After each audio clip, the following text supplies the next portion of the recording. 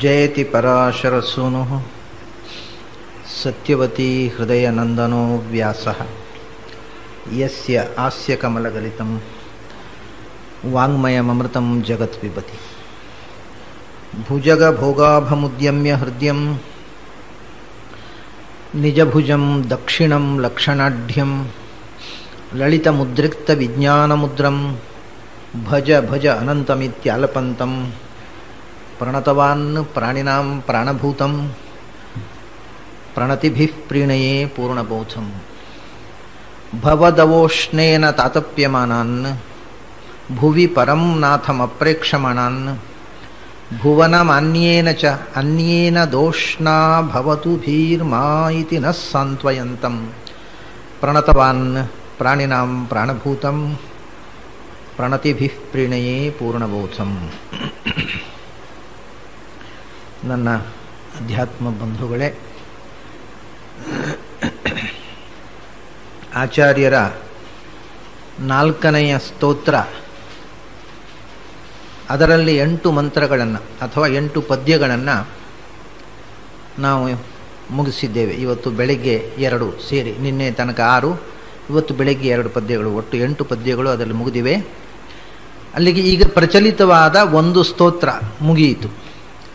ಆದರೆ ಪ್ರಾಚೀನ ಪಾಠದ ಪ್ರಕಾರ ಇನ್ನು ಉಳಿದಿರತಕ್ಕ 7 ಪದ್ಯಗಳು ಸೇರಿ ಒಂದು ಅಖಂಡವಾದ ಸ್ತೋತ್ರ.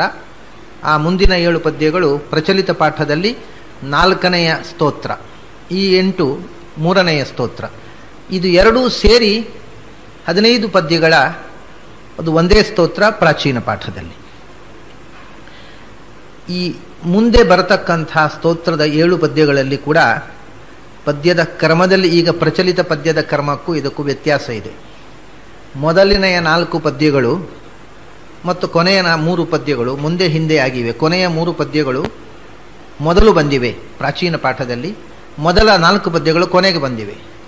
ಆ ಕೊನೆಯ 3 ಪದ್ಯಗಳಲ್ಲಿ ಅಂದರೆ 5, 6, 7 ಅದು ಪ್ರಾಚೀನ ಪಾಠದಲ್ಲಿ 5ನೆಯ 6ನೆಯ 7ನೆಯ ಪದ್ಯ ಯಾವುದು ಈಗ ಪ್ರಚಲಿತ ಪಾಠದಲ್ಲೋ ಅದು ಪ್ರಾಚೀನ ಪಾಠದಲ್ಲಿ 1, 2, 3ನೇ ಪದ್ಯ. ಈ ಕ್ರಮ ಪ್ರಾಚೀನ ಪಾಠದಲ್ಲಿದ್ದಂಥ ಕ್ರಮ ತುಂಬ ಅರ್ಥಪೂರ್ಣವಾಗಿದೆ. ಅದನ್ನು ಕೊನೆಗೆ ಹಾಕಿದರೆ ಅರ್ಥ ಸ್ವಾರಸ್ಯ ಕೆಟ್ಟು ಹೋಗುತ್ತೆ. ಇವಾಗ ನಾವು ಇಷ್ಟು ತನಕ ನೋಡಿದ್ದೇನು?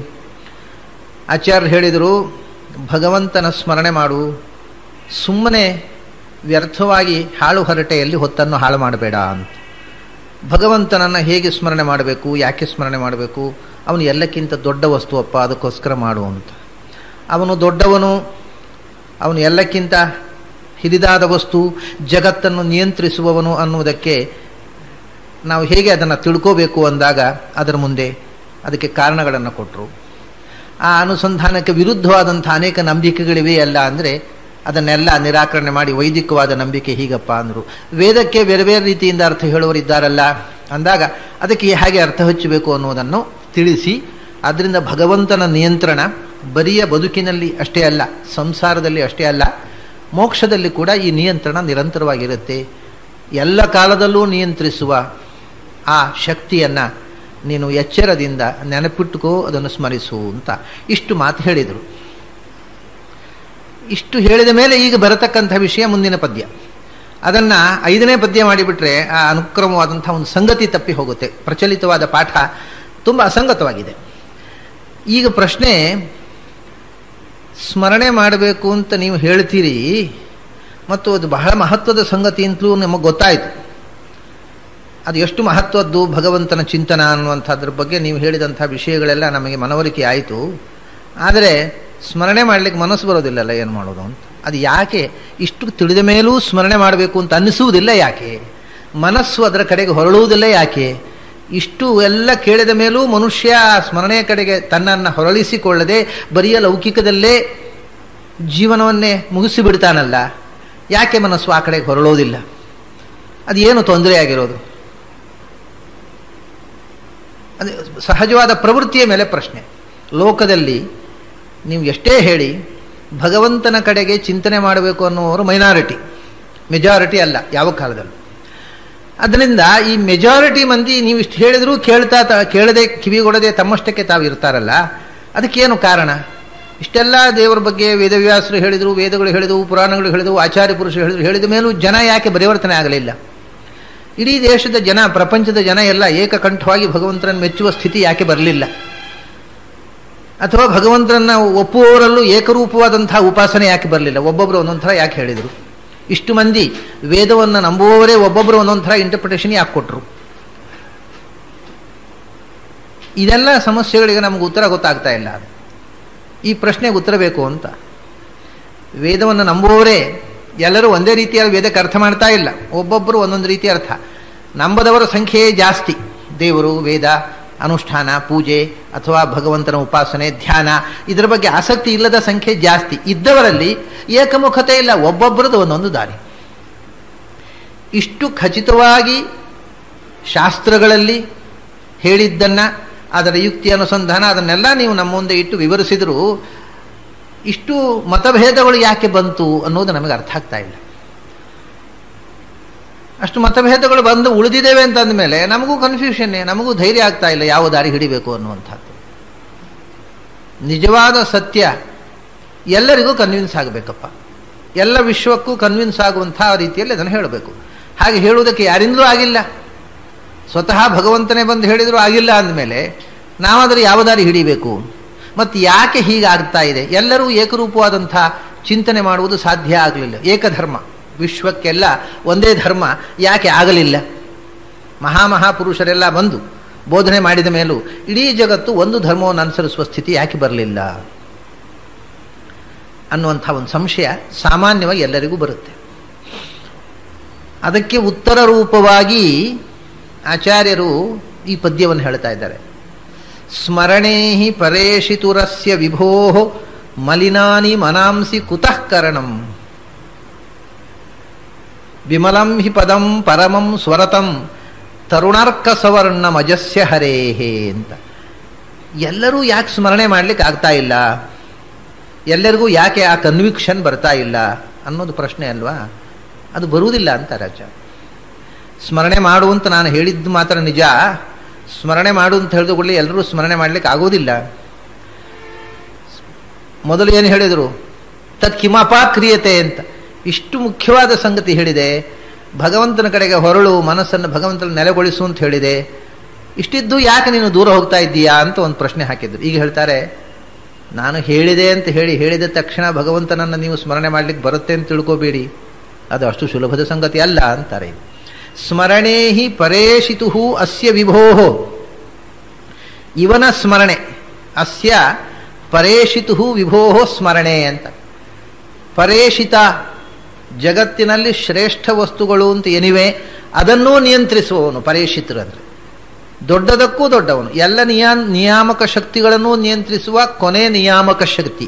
ಮತ್ತು ವಿಭು, ಅವನು ಸರ್ವಸಮರ್ಥ ಮತ್ತು ಸರ್ವಗತ.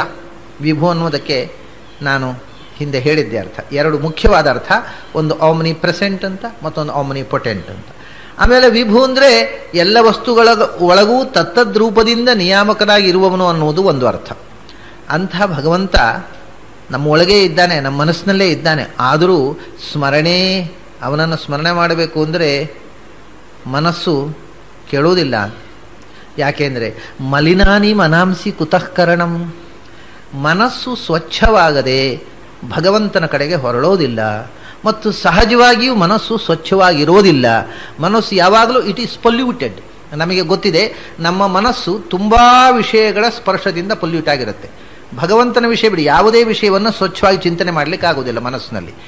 ನಾವು ಯಾವುದನ್ನು ಯೋಚನೆ ಮಾಡಿದರೂ ಕೂಡ ಆ ವಿಷಯದ ಯೋಚನೆ, ಆ ವಸ್ತು ಇದ್ದ ಹಾಗೆ ಅದು ಹೇಗಿದೆಯೋ ಅದನ್ನು ತದ್ವತ್ತಾಗಿ ಗ್ರಹಣೆ ಮಾಡಲಿಕ್ಕೆ ಆಗುವುದಿಲ್ಲ. ಕಾರಣ ಏನು ಅಂದರೆ, ನಮ್ಮ ಮನಸ್ಸಿಗೆ ಆ ವಿಷಯವನ್ನು ಗ್ರಹಣ ಮಾಡುವುದಕ್ಕೆ ಅನೇಕ ತೊಂದರೆಗಳಿವೆ. ಮತ್ತು ಆ ತೊಂದರೆಗಳ ಮಾಧ್ಯಮಗಳ ಮೂಲಕವೇ ನಾವು ಪ್ರಪಂಚವನ್ನು ಗ್ರಹಣ ಮಾಡುವುದು. ನಾವು ಬೆಳೆದ ವಾತಾವರಣ, ಅಟ್ಮಾಸ್ಫಿಯರ್, ಎನ್ವಿರಾನ್ಮೆಂಟಲ್ ಫೋರ್ಸ್ ಅಂತ, ನಾವು ಹುಟ್ಟಿ ಬಂದ ಮನೆತನದ ನಂಬಿಕೆ, ಇದೆಲ್ಲ ನಮ್ಮೊಳಗೆ ಕೂತಿದೆ. ಸರಿಯೋ ತಪ್ಪೋ ಬೇರೆ, ಅದು ನಮ್ಮೊಳಗೆ ಕೂತಿದೆ. ಜೆನೆಟಿಕ್ ಫೋರ್ಸು ಮತ್ತು ಎನ್ವಿರಾನ್ಮೆಂಟಲ್ ಫೋರ್ಸ್, ಇದು ಎರಡೂ ಕೂಡ ಮನುಷ್ಯನ ಮನಸ್ಸನ್ನು ಮಲಿನ ಮಾಡ್ತಾ ಇದೆ. ಅವನು ನಂಬಿಕೊಂಡು ಬಂದ, ಮನೆತನದಿಂದ ನಂಬಿಕೊಂಡು ಬಂದದ್ದು, ಹಿರಿಯರು ನಂಬಿಕೊಂಡು ಬಂದ ನಂಬಿಕೆ ಏನಿದೆ ಅದು ಅವನ ನಂಬಿಕೆ ಆಗಿಬಿಡುತ್ತದೆ.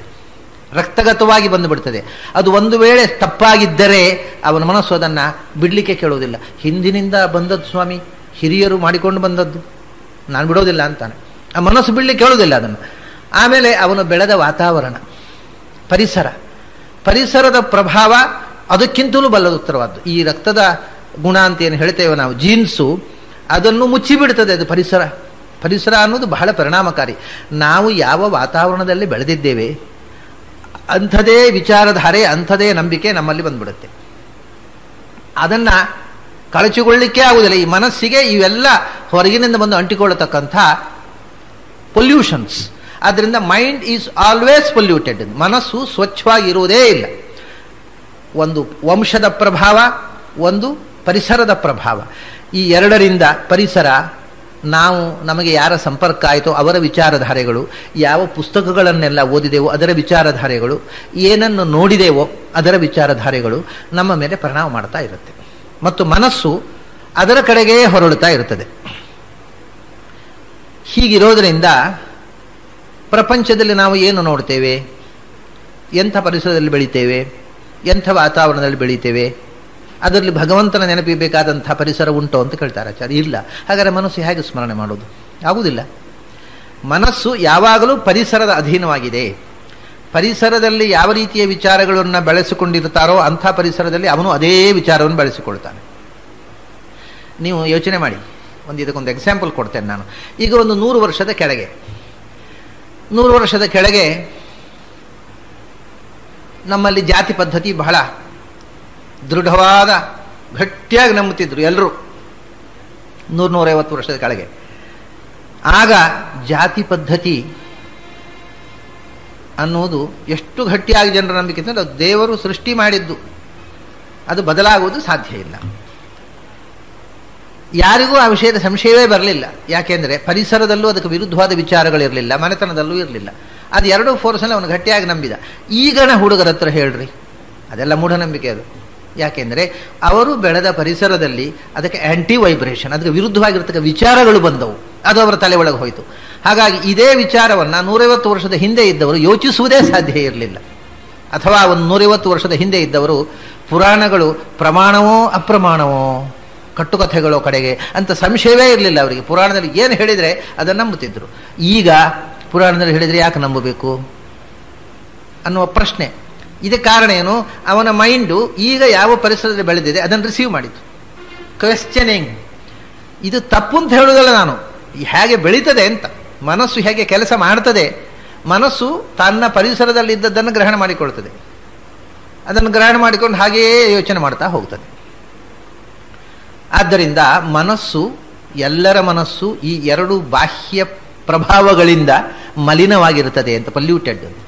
And unpolluted thinking is always almost impossible. ನಮ್ಮ ಎಲ್ಲ ವಿಚಾರಗಳು ನಮ್ಮ ಯಾವುದೋ ಒಂದು ಹೊರಗಿನ ಪ್ರಭಾವದಿಂದ ಪ್ರಭಾವಿತವಾಗಿಯೇ ಇರ್ತವೆ. ಅದು ಇದ್ದದನ್ನು ಇದ್ದ ಗ್ರಹಣ ಮಾಡುವುದೇ ಇಲ್ಲ. ಪ್ರಪಂಚದ ಬಗ್ಗೆ ಕೂಡ, ಉಳಿದದ್ದಿರಲಿ, ಪ್ರಪಂಚದ ಬಗ್ಗೆ ಕೂಡ ಪ್ರಪಂಚವನ್ನು ಗ್ರಹಣೆ ಮಾಡುವಾಗ ನೀವು ಯೋಚನೆ ಮಾಡಿ. ಇದಕ್ಕಿಂತಲೂ ಈಗ ನಾವು ಇಷ್ಟು ತನಕ ಇರತಕ್ಕಂಥ ಮತದ ಪ್ರಕ್ರಿಯೆಗಳ ಬಗ್ಗೆ ಇವತ್ತು ಬೆಳಿಗ್ಗೆ ನಿನ್ನೆ ಎಲ್ಲ ನಾವು ನೋಡಿದೆವು. ಒಬ್ಬ ಮನುಷ್ಯ ಜನ್ಮತಃ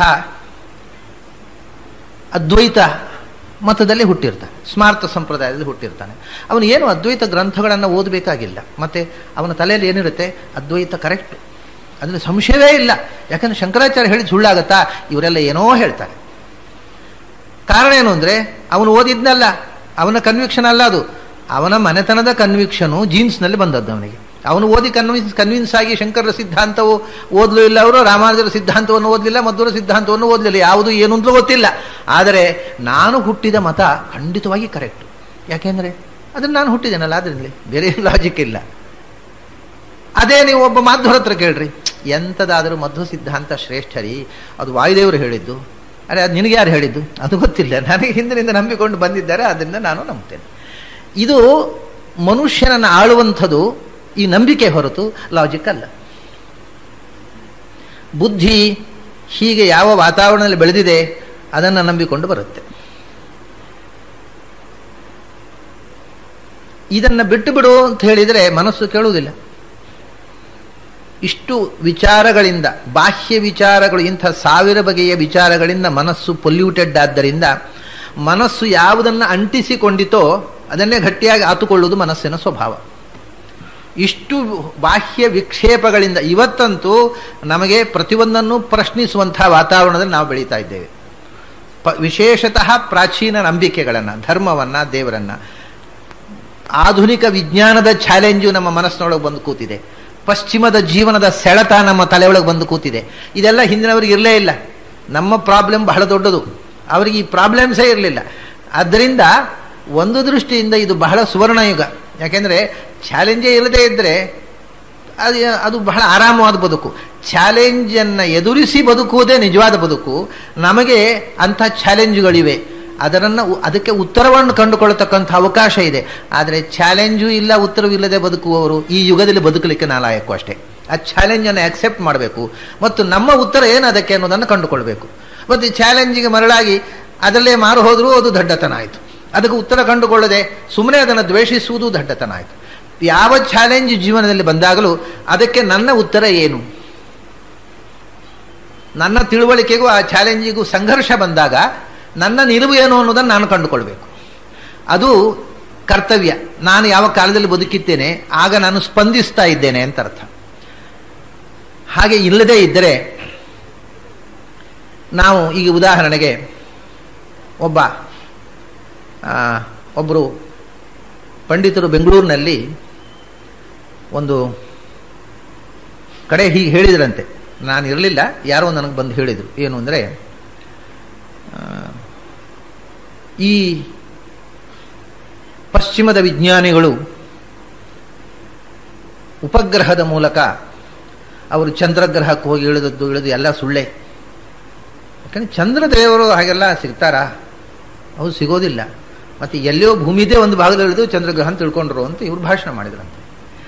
ಇದು ಈ ರೀತಿ ನಮ್ಮ ದಡ್ಡತನಕ್ಕೆ ನಾವೇ ಒಂದು ಲಾಜಿಕ್ ಮಾಡಿ ಕೂತ್ಕೊಳ್ಳಬಾರದು.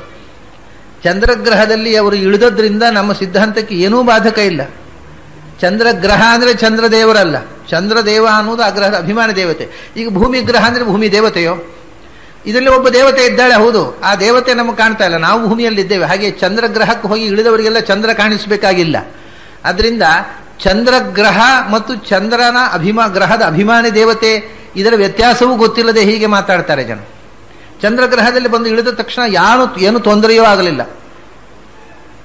ಇಂಥ ಅನೇಕ ತಪ್ಪು ತಿಳುವಳಿಕೆಗಳನ್ನು, ಆಮೇಲೆ ಚಂದ್ರ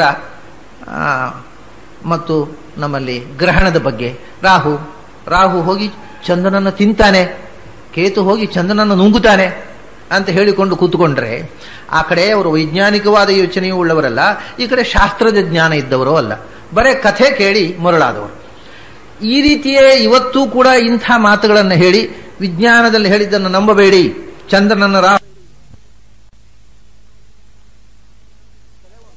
ಹೀಗೆ ಕೆಲವೊಮ್ಮೆ ನಾವು ಕಾಲಬಾಧಿತರಾಗಿ ನಾವು ಯಾವುದೋ ಬಾಲ್ಯದಲ್ಲಿ ಕೇಳಿದಂಥ ತಪ್ಪು ನಂಬಿಕೆಗಳನ್ನೆಲ್ಲ, ಭೂಮಿಯನ್ನ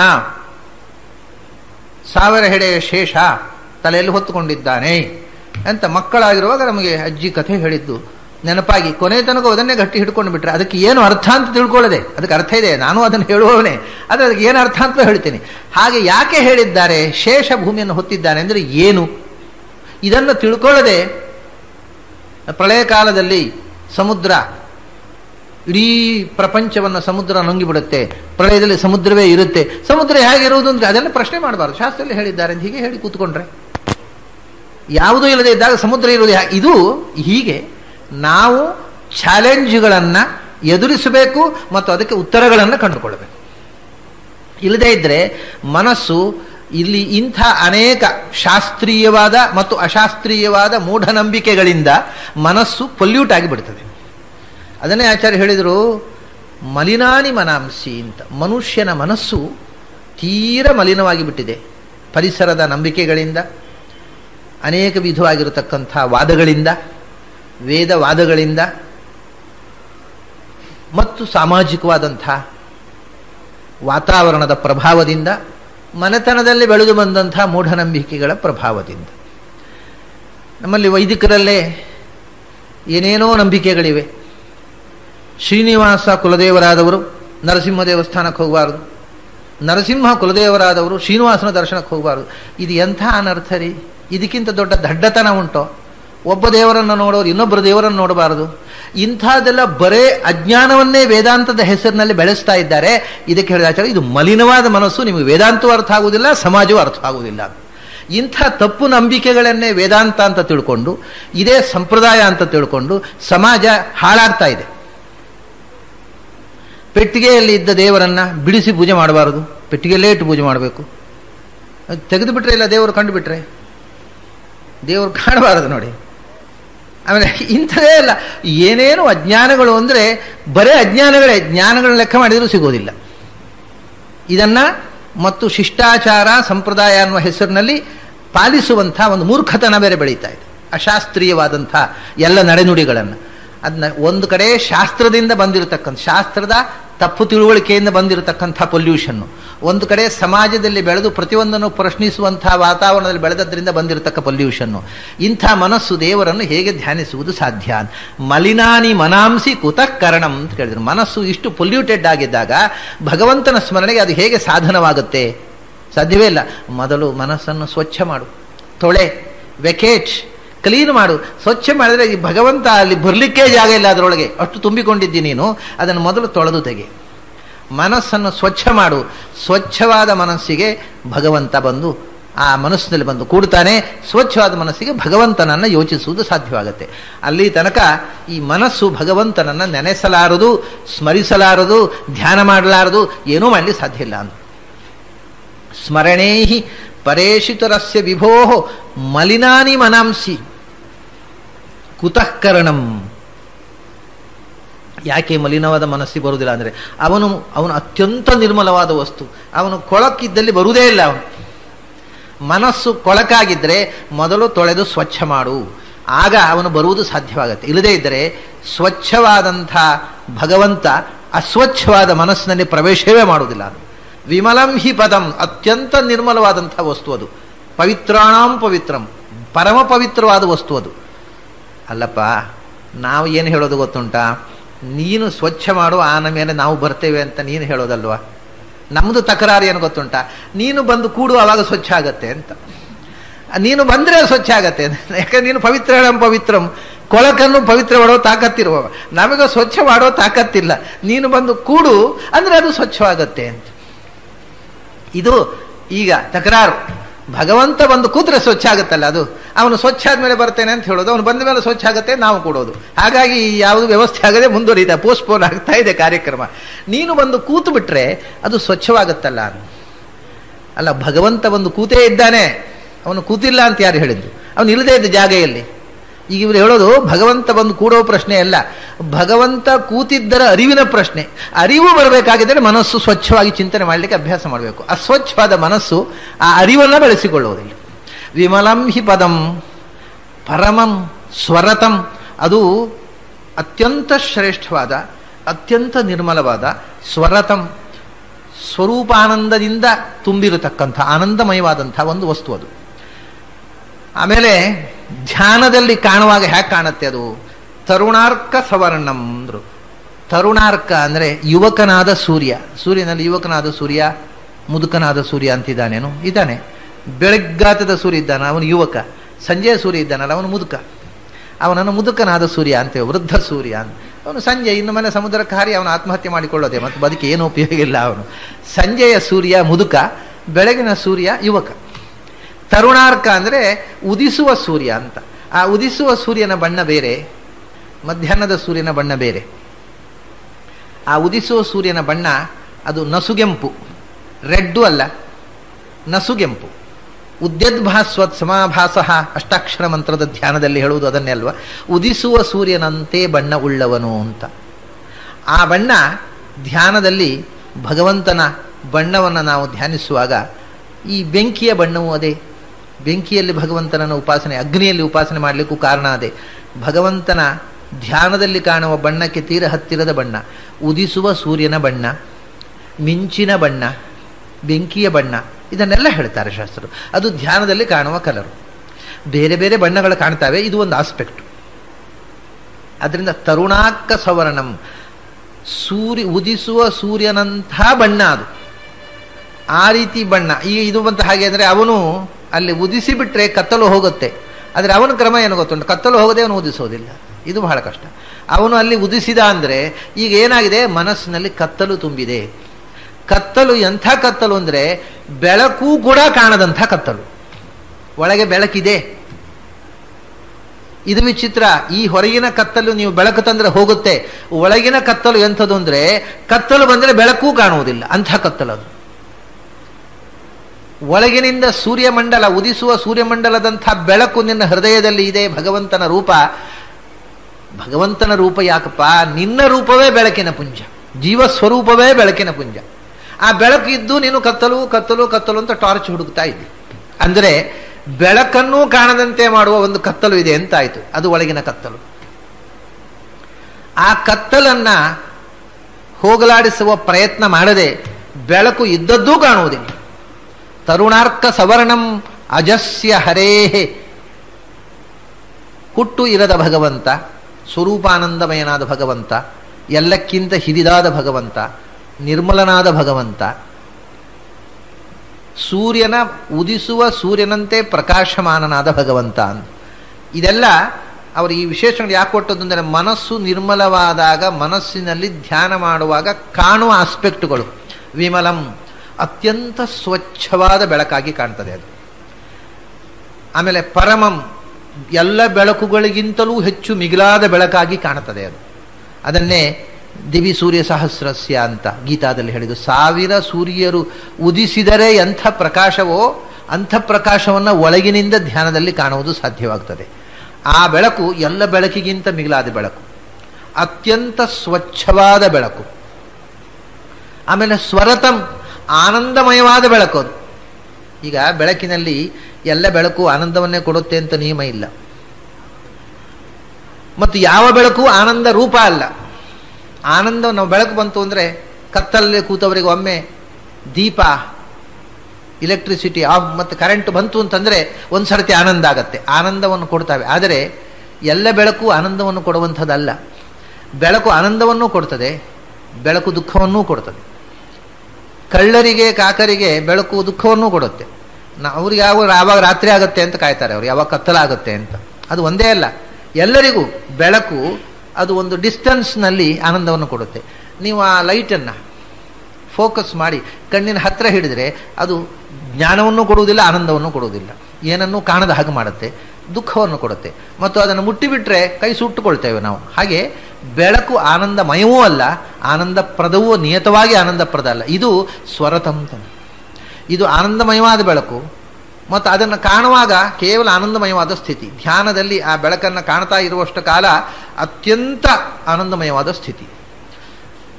ಹೀಗೆ ಧ್ಯಾನದಲ್ಲಿ ಕಾಣುವುದನ್ನು ಅಲ್ಲಿ ವಿಶೇಷವಾಗಿ ಕೊಟ್ಟರು. ವಿಮಲಂ ಹಿ ಪದಂ ಪರಬಂ ಸ್ವರತಂ ತರುಣ ಅರ್ಕ ಸವರ್ಣಂ. ಆ ಬೆಳಕು ಕಾಣುವಂಥದ್ದು ಉದಿಸುವ ಸೂರ್ಯನಂತೆ. ಉದಿಸುವ ಸೂರ್ಯನಂತೆ ಅನ್ನುವುದರಲ್ಲಿ ಅದು ನಸುಗೆಂಪು ಅನ್ನುವುದು ಒಂದು. ಮತ್ತೊಂದು ಏನು ಅಂತಂದರೆ ಸೂರ್ಯನಿಗಿಂತಲೂ ಹೆಚ್ಚು ಪ್ರಕಾಶ ಇದ್ದರೂ ಕೂಡ ಅದು ಉದಿಸುವ ಸೂರ್ಯನಂತೆ ಇದೆ. ಕಾರಣ ಏನು ಅಂದರೆ ಉದಿಸುವ ಸೂರ್ಯನನ್ನು ಯಾರೂ ನೋಡಬಹುದು, ಆದರೆ ಮಧ್ಯಾಹ್ನದ ಸೂರ್ಯನಲ್ಲಿ ಪ್ರಕಾಶ ಹೆಚ್ಚಿದೆ, ಅದನ್ನು ನೋಡುವುದಕ್ಕಾಗುವುದಿಲ್ಲ. ಇದು ಕೂಡ ಈ ದೃಷ್ಟಾಂತದ ಉದ್ದೇಶ. ಉದಿಸುವ ಸೂರ್ಯನಂತೆ ತುಂಬ ಅದು ಪ್ರೇಕ್ಷಣೀಯವಾದಂಥ ಬಣ್ಣ ಅಂತ. ಅಷ್ಟು ಪ್ರಕಾಶ ಇದ್ದರೂ ಕಣ್ಣು ಕುಕ್ಕುವಂಥದ್ದಲ್ಲ. ಅದನ್ನು ನೋಡಲಿಕ್ಕೆ ಎಷ್ಟು ಹೊತ್ತು ನೋಡಿದರೂ ಏನೂ ಕೂಡ ಆಯಾಸ ಅಥವಾ ವೇದನೆ ಕಣ್ಣಿಗೆ ಆಗುವುದಿಲ್ಲ, ಅಂಥ ರೂಪ ಅದು ಅಂತ. ಅಲ್ಲ, ನೀವು ಈಗ ಉದಿಸುವ ಸೂರ್ಯನಂತೆ ಅಂತಲೇ ಯಾಕೆ ಹೇಳಬೇಕು? ಕಂತುವ ಸೂರ್ಯನಂತೆ ಬಣ್ಣ ಅಂತ ಯಾಕೆ ಹೇಳಬಾರದು? ಎರಡು ಒಂದೇ ಅಲ್ವ ಬಣ್ಣ. ಕಂತುವಾಗಲೂ ಅದೇ ಬಣ್ಣ, ಉದಿಸುವಾಗಲೂ ಉದಿಸು ಬಣ್ಣ. ಆದರೆ ನಾವು ಭಗವಂತನನ್ನು ಚಿಂತನೆ ಮಾಡ್ತಾ ಇರೋದು. ಕಂತುವ ಸೂರ್ಯ ಅಂದರೆ ಡಿಕ್ಲೈನಿಂಗ್. ಅದರಿಂದ ಭಗವಂತನಲ್ಲಿ ಕಂತುವ ಸೂರ್ಯನನ್ನು ಯಾಕೆ ಯೋಚನೆ ಮಾಡ್ತೀರಿ? ಉದಿಸುವ ಸೂರ್ಯ ಅಂದರೆ ಅದು ಮತ್ತೆ ಹೆಚ್ಚು ಹೆಚ್ಚು ಬೆಳಗುವ ಸೂರ್ಯ. ಇದು ಬೆಳಕನ್ನು ಕಳಕೊಳ್ಳುವ ಸೂರ್ಯ. ಅದರಿಂದ ಯಾವ ಕಾಲಕ್ಕೂ ಬಣ್ಣ ಒಂದೇ. ಅದು ಉದಿಸುವ ಮತ್ತು ಕಂತುವ ಸಮಯದಲ್ಲಿ ಸೂರ್ಯನೇ ಬಣ್ಣ ಒಂದೇ. ಕಂತುವ ಸೂರ್ಯನಂತೆ ಅಂತ ಮಾತ್ರ ಧ್ಯಾನ ಮಾಡಿಬಿಡಿ ಅಂತ. ಅದು ಕಾಣುವಾಗ ಕಂತುವ ಸೂರ್ಯನ ಹಾಗೆ ಕಾಣುವುದಿಲ್ವೇನೋ ಅಂತ. ಕಾಣುವುದು ಬಣ್ಣ ಒಂದೇ ಹೌದು, ಆದರೆ ಸಿಮಿಲಾರಿಟಿ ಕೊಡುವಾಗ ಯಾವಾಗಲೂ ಬೆಳಕು ಹೆಚ್ಚು ಮತ್ತೆ ಉಜ್ವಲವಾಗುವ ಬೆಳಕನ್ನು ಚಿಂತಿಸಬೇಕು ಹೊರತು ಕಂತುವ ಬೆಳಕನ್ನು ಚಿಂತಿಸಬಾರದು. ಅದಕ್ಕೋಸ್ಕರ ಯಾವತ್ತೂ ಕೂಡ ಅಸ್ತಂಗತನಾಗುವ ಸೂರ್ಯನಂತೆ ಬಣ್ಣ ಇರುವ ಭಗವಂತನನ್ನು ಚಿಂತನೆ ಮಾಡು ಅಂತ ಹೇಳುವುದಿಲ್ಲ ಅವರು, ಉದಿಸುವ ಸೂರ್ಯನಂತೆ ಚಿಂತನೆ. ಈಗ ಹಾಗಾದರೆ ಭಗವಂತನ ಚಿಂತನದಲ್ಲಿ ಹೇಗೆ ಕಾಣುತ್ತೆ ಅನ್ನೋದು ಗೊತ್ತಾಯಿತು. ಅದು ಕಾಣಬೇಕಾಗಿದ್ದರೆ ಮನಸ್ಸು ಸ್ವಚ್ಛವಾಗಬೇಕು, ಮನಸ್ಸನ್ನು ತೊಳೆಯೋ ಕೆಲಸ ಮಾಡಬೇಕು ಅಂತ. ಅದು ಯಾವುದಾದ್ರೂ ಸೋಪ್ ಇದ್ದರೆ ಹೇಳ್ರಿ. ನಮಗೆ ಮೈ ತೊಳೆಯೋ ಸೋಪು ಗೊತ್ತಿದೆ, ಮನಸ್ಸು ತೊಳೆಯೋ ಸೋಪ್ ಯಾವುದಾದ್ರೂ ಇದ್ದರೆ ತಂದು ಕೊಡ್ರಿ, ಯಾವುದಾದ್ರೂ ಒಂದು ಕಂಪನಿಯವರು ಮಾಡಿದ್ದಿದ್ರೆ. ಮನಸ್ಸು ತೊಳೆಯುವುದಕ್ಕೆ ಏನು ಮಾಡಬೇಕು? ಅದಕ್ಕೆ ಅವರು ಹಿಂದೆ ಹೇಳಿದ್ದು ವೈದಿಕಮಸ್ತಿ ವಚಃ ಅಂತ. ಮನಸ್ಸನ್ನು ನಾನು ಹಿಂದೆ ಹೇಳಿದೆ, ಮನಸ್ಸು ಯಾವುದನ್ನು ಅದಕ್ಕೆ ನಾವು ಕೊಟ್ಟೆವೋ ಅದಕ್ಕೆ ಅಂಟಿಕೊಳ್ತದೆ, ಅದರ ಸ್ವಭಾವ ಹಾಗೆ. ಯಾವ ವಿಷಯವನ್ನು ಕೊಟ್ಟರೆ ಅದಕ್ಕೆ ಅಂಟಿಕೊಳ್ತದೆ. ಆದ್ದರಿಂದ ನಾವು ಯಾವ ಅಭ್ಯಾಸ ಮಾಡಿದೆವೋ ಅದಕ್ಕೆ ಬಾಲ್ಯದಿಂದ ಮಕ್ಕಳಿಗೆ ಒಳ್ಳೆಯ ವಿಷಯದಲ್ಲಿ ಅಭ್ಯಾಸ ಕೊಡಬೇಕು ಅಂತ ಹೇಳೋದು. ಅದಕ್ಕೆ ಬಾಲ್ಯದಿಂದ ಟ್ರೈನ್ ಮಾಡಿದರೆ ಮನಸ್ಸು ಅದಕ್ಕೆ ಅಂಟಿಕೊಳ್ಳುತ್ತದೆ.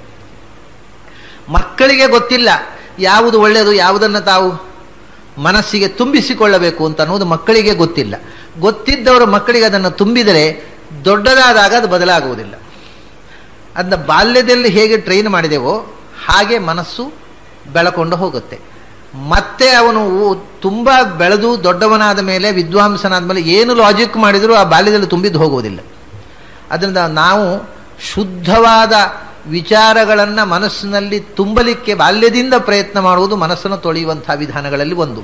ಆಮೇಲೆ ನಿರಂತರ ಶುದ್ಧವಾಗುವುದು, ತೊಳೆಯುವುದು ಅಂದರೆ ಏನು? ಒಳಗಿರುವ ಕತ್ತಲು ಅಥವಾ ಕೊಳೆ ಅಂದರೆ ಏನು? ರಜಸ್ಸು ತಮಸ್ಸು ಅಲ್ವಾ? ರಜೋಗುಣ ತಮೋಗುಣ. ಈ ರಜೋಗುಣ ತಮೋಗುಣ ಮತ್ತು ಸತ್ವಗುಣಗಳು ನಮ್ಮ ಮನಸ್ಸಿನ ಮೇಲೆ ಇರುವಂಥ 3 ಗುಣಗಳು. ಅದು ಶುದ್ಧವಾದಾಗ ಕೇವಲ ಸತ್ವಗುಣವನ್ನು ಒಳಗೆ ತುಂಬಿಸಿಕೊಳ್ಳುತ್ತೆ. ಅದು ಅಶುದ್ಧವಾದಾಗ ರಜೋಗುಣ ತಮೋಗುಣಗಳು ತುಂಬಿಕೊಳ್ತವೆ, ಸತ್ವಗುಣ ಹಿಂದೆ ಸರಿಯುತ್ತೆ. ಯಾವ ರೀತಿ ಮನಸ್ಸು ಯೋಚನೆ ಮಾಡಿದರೆ ಅದು ರಜೋಗುಣದಿಂದ, ಯಾವ ರೀತಿ ಮನಸ್ಸು ಯೋಚನೆ ಮಾಡಿದರೆ ಅದು ತಮೋಗುಣದಿಂದ, ಯಾವ ರೀತಿ ಯೋಚನೆ ಮಾಡಿದರೆ ಅದು ಸತ್ವಗುಣದಿಂದ ಅನ್ನೋದನ್ನು ವಿಶ್ಲೇಷಣೆ ಮಾಡಲಿಕ್ಕೆ ಬೇಕಾದಂಥ ವಿಧಾನಗಳಿವೆ. ಸತ್ವ ಅನ್ನೋದು ಯಾವಾಗಲೂ ಬೆಳಕು, ರಜಸ್ಸು ಅನ್ನೋದು ಹೊಗೆ, ಮತ್ತು ತಮಸ್ಸು ಅನ್ನೋದು ಕಟ್ಟಿಗೆ. ತಮಸ್ಸು ಕಟ್ಟಿಗೆ ಇದ್ದಾಗ 3 ಒಟ್ಟಿಗೆ ಇರೋದು ನೋಡಿ. ಕಟ್ಟಿಗೆ, ಹೊಗೆ, ಬೆಂಕಿ 3 ಒಟ್ಟಿಗೆ ಇರೋದು.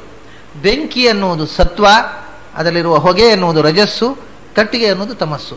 ಆ ಕಟ್ಟಿಗೆ ಎನ್ನುವ ತಮೋಗುಣವನ್ನು ಸುಟ್ಟೇ ಸತ್ವಗುಣದ ಬೆಳಕು ಬರಬೇಕು. ಸರಿ ಬೆಂಕಿ ಹಿಡಿಯದೇ ಇದ್ದರೆ ಒಂದೋ ಹೊಗೆ, ಬೆಂಕಿ ಆರಿದರೆ ಬರೇ ಕಟ್ಟಿಗೆ. ನಮ್ಮಲ್ಲಿ ಏನಾಗಿದೆ ಅಂದರೆ ಒಂದೋ ಕಟ್ಟಿಗೆ ಒಂದೋ ಹೊಗೆ, ಬೆಂಕಿ ಉರಿಯುತ್ತಾ ಇಲ್ಲ.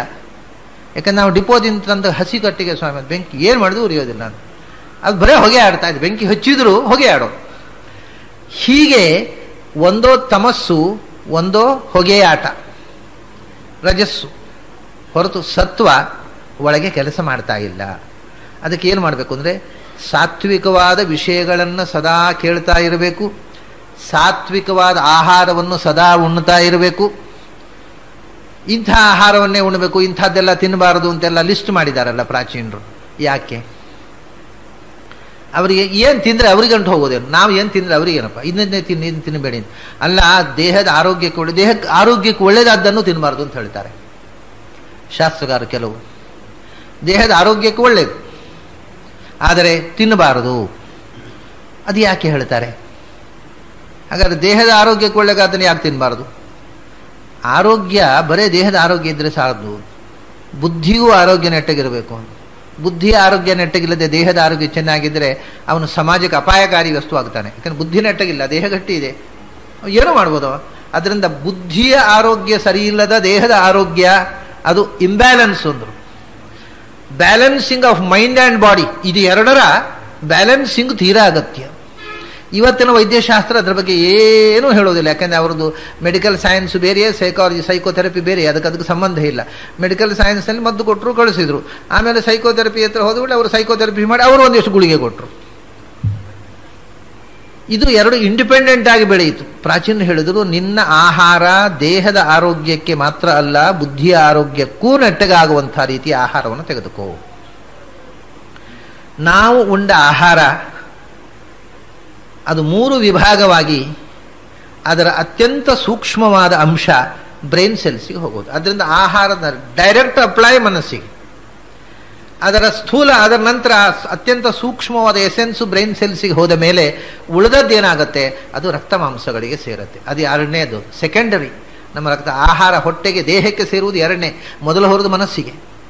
ಇನ್ನೂ ಸ್ಥೂಲವಾದದ್ದು ಅದು ಹೊಟ್ಟೆಗೂ ಬೇಡ, ತಲೆಗೂ ಬೇಡ, ಅದು ಮಲವಾಗಿ ಹೊರಗೆ ಬಂದುಬಿಡ್ತದೆ. ಆದ್ದರಿಂದ ಅತ್ಯಂತ ಸ್ಥೂಲವಾದ್ದು ಇಟ್ ವಿಲ್ ಬಿ ರಿಜೆಕ್ಟೆಡ್. ಉಳಿದ ಎರಡು ಅತ್ಯಂತ ಸೂಕ್ಷ್ಮವಾದ್ದು ತಲೆಗೆ ಹೋಗಿ ಸೇರುತ್ತೆ, ಅದಕ್ಕಿಂತ ಸ್ವಲ್ಪ ಗ್ರಾಸು ಹೊಟ್ಟೆಗೆ ಹೋಗಿ ಸೇರುತ್ತೆ, ತೀರ ಗ್ರಾಸೆಸ್ಟ್ ಆಗಿರತಕ್ಕಂಥದ್ದು ಹೊರಗೆ ಹೋಗುತ್ತೆ. ಆಹಾರ ಈಗ ಹಾಗಾದರೆ ನಮ್ಮ ದೇಹಕ್ಕೆ ಮಾತ್ರ ಸೇರುವುದಲ್ಲ, ಬುದ್ಧಿಗೆ ಸೇರುತ್ತದೆ ಅಂತ ಆಯಿತು. ಅದಕ್ಕೋಸ್ಕರವೇ ಸಾತ್ವಿಕ ಆಹಾರವನ್ನು ತಗೋ. ಸತ್ವ ಮನಸ್ಸಿನಲ್ಲಿ ತುಂಬಬೇಕು, ಮನಸ್ಸು ಸ್ವಚ್ಛ ಆಗಬೇಕು. ಸಾತ್ವಿಕ ಆಹಾರ ತಗೋ. ನಿನ್ನ ಇಂದ್ರಿಯಗಳನ್ನು ಸಾತ್ವಿಕ ನಡೆಯಲ್ಲಿ ತರಬೇತಿಗೊಳಿಸು. ಸಾತ್ವಿಕವಾದ ವಿಷಯಗಳನ್ನೇ ಕೇಳು, ಓದು, ಅದರಲ್ಲೇ ಆಸಕ್ತಿಯನ್ನು ಬೆಳೆಸಿಕೊ. ಆಗ ಮನಸ್ಸು ಸ್ವಚ್ಛವಾಗುತ್ತೆ. ತತ್ರ ಸತ್ವಂ ಅಂದರೆ ಇದಕ್ಕೆ ಏನು ಮಾನದಂಡ? ನಾವು ತಿಳ್ಕೊಂಡದ್ದೇ ಸಾತ್ವಿಕ ವಿಚಾರ ಅಂತ ತಿಳ್ಕೊಂಡ್ಬಿಟ್ರೆ ಆಗೋಯ್ತಲ್ಲ. ನೀವು ಹೇಳಿದ್ದೆ ಸಾತ್ವಿಕ ಯಾಕೆ, ನಾವು ತಿಳ್ಕೊಂಡದ್ದೇ ಸಾತ್ವಿಕ, ಅದರಲ್ಲಿ ಏನಾದ್ರು ಮಾನದಂಡ ಉಂಟು? ಎಲ್ಲ ಮಾನದಂಡ ಇದೆ.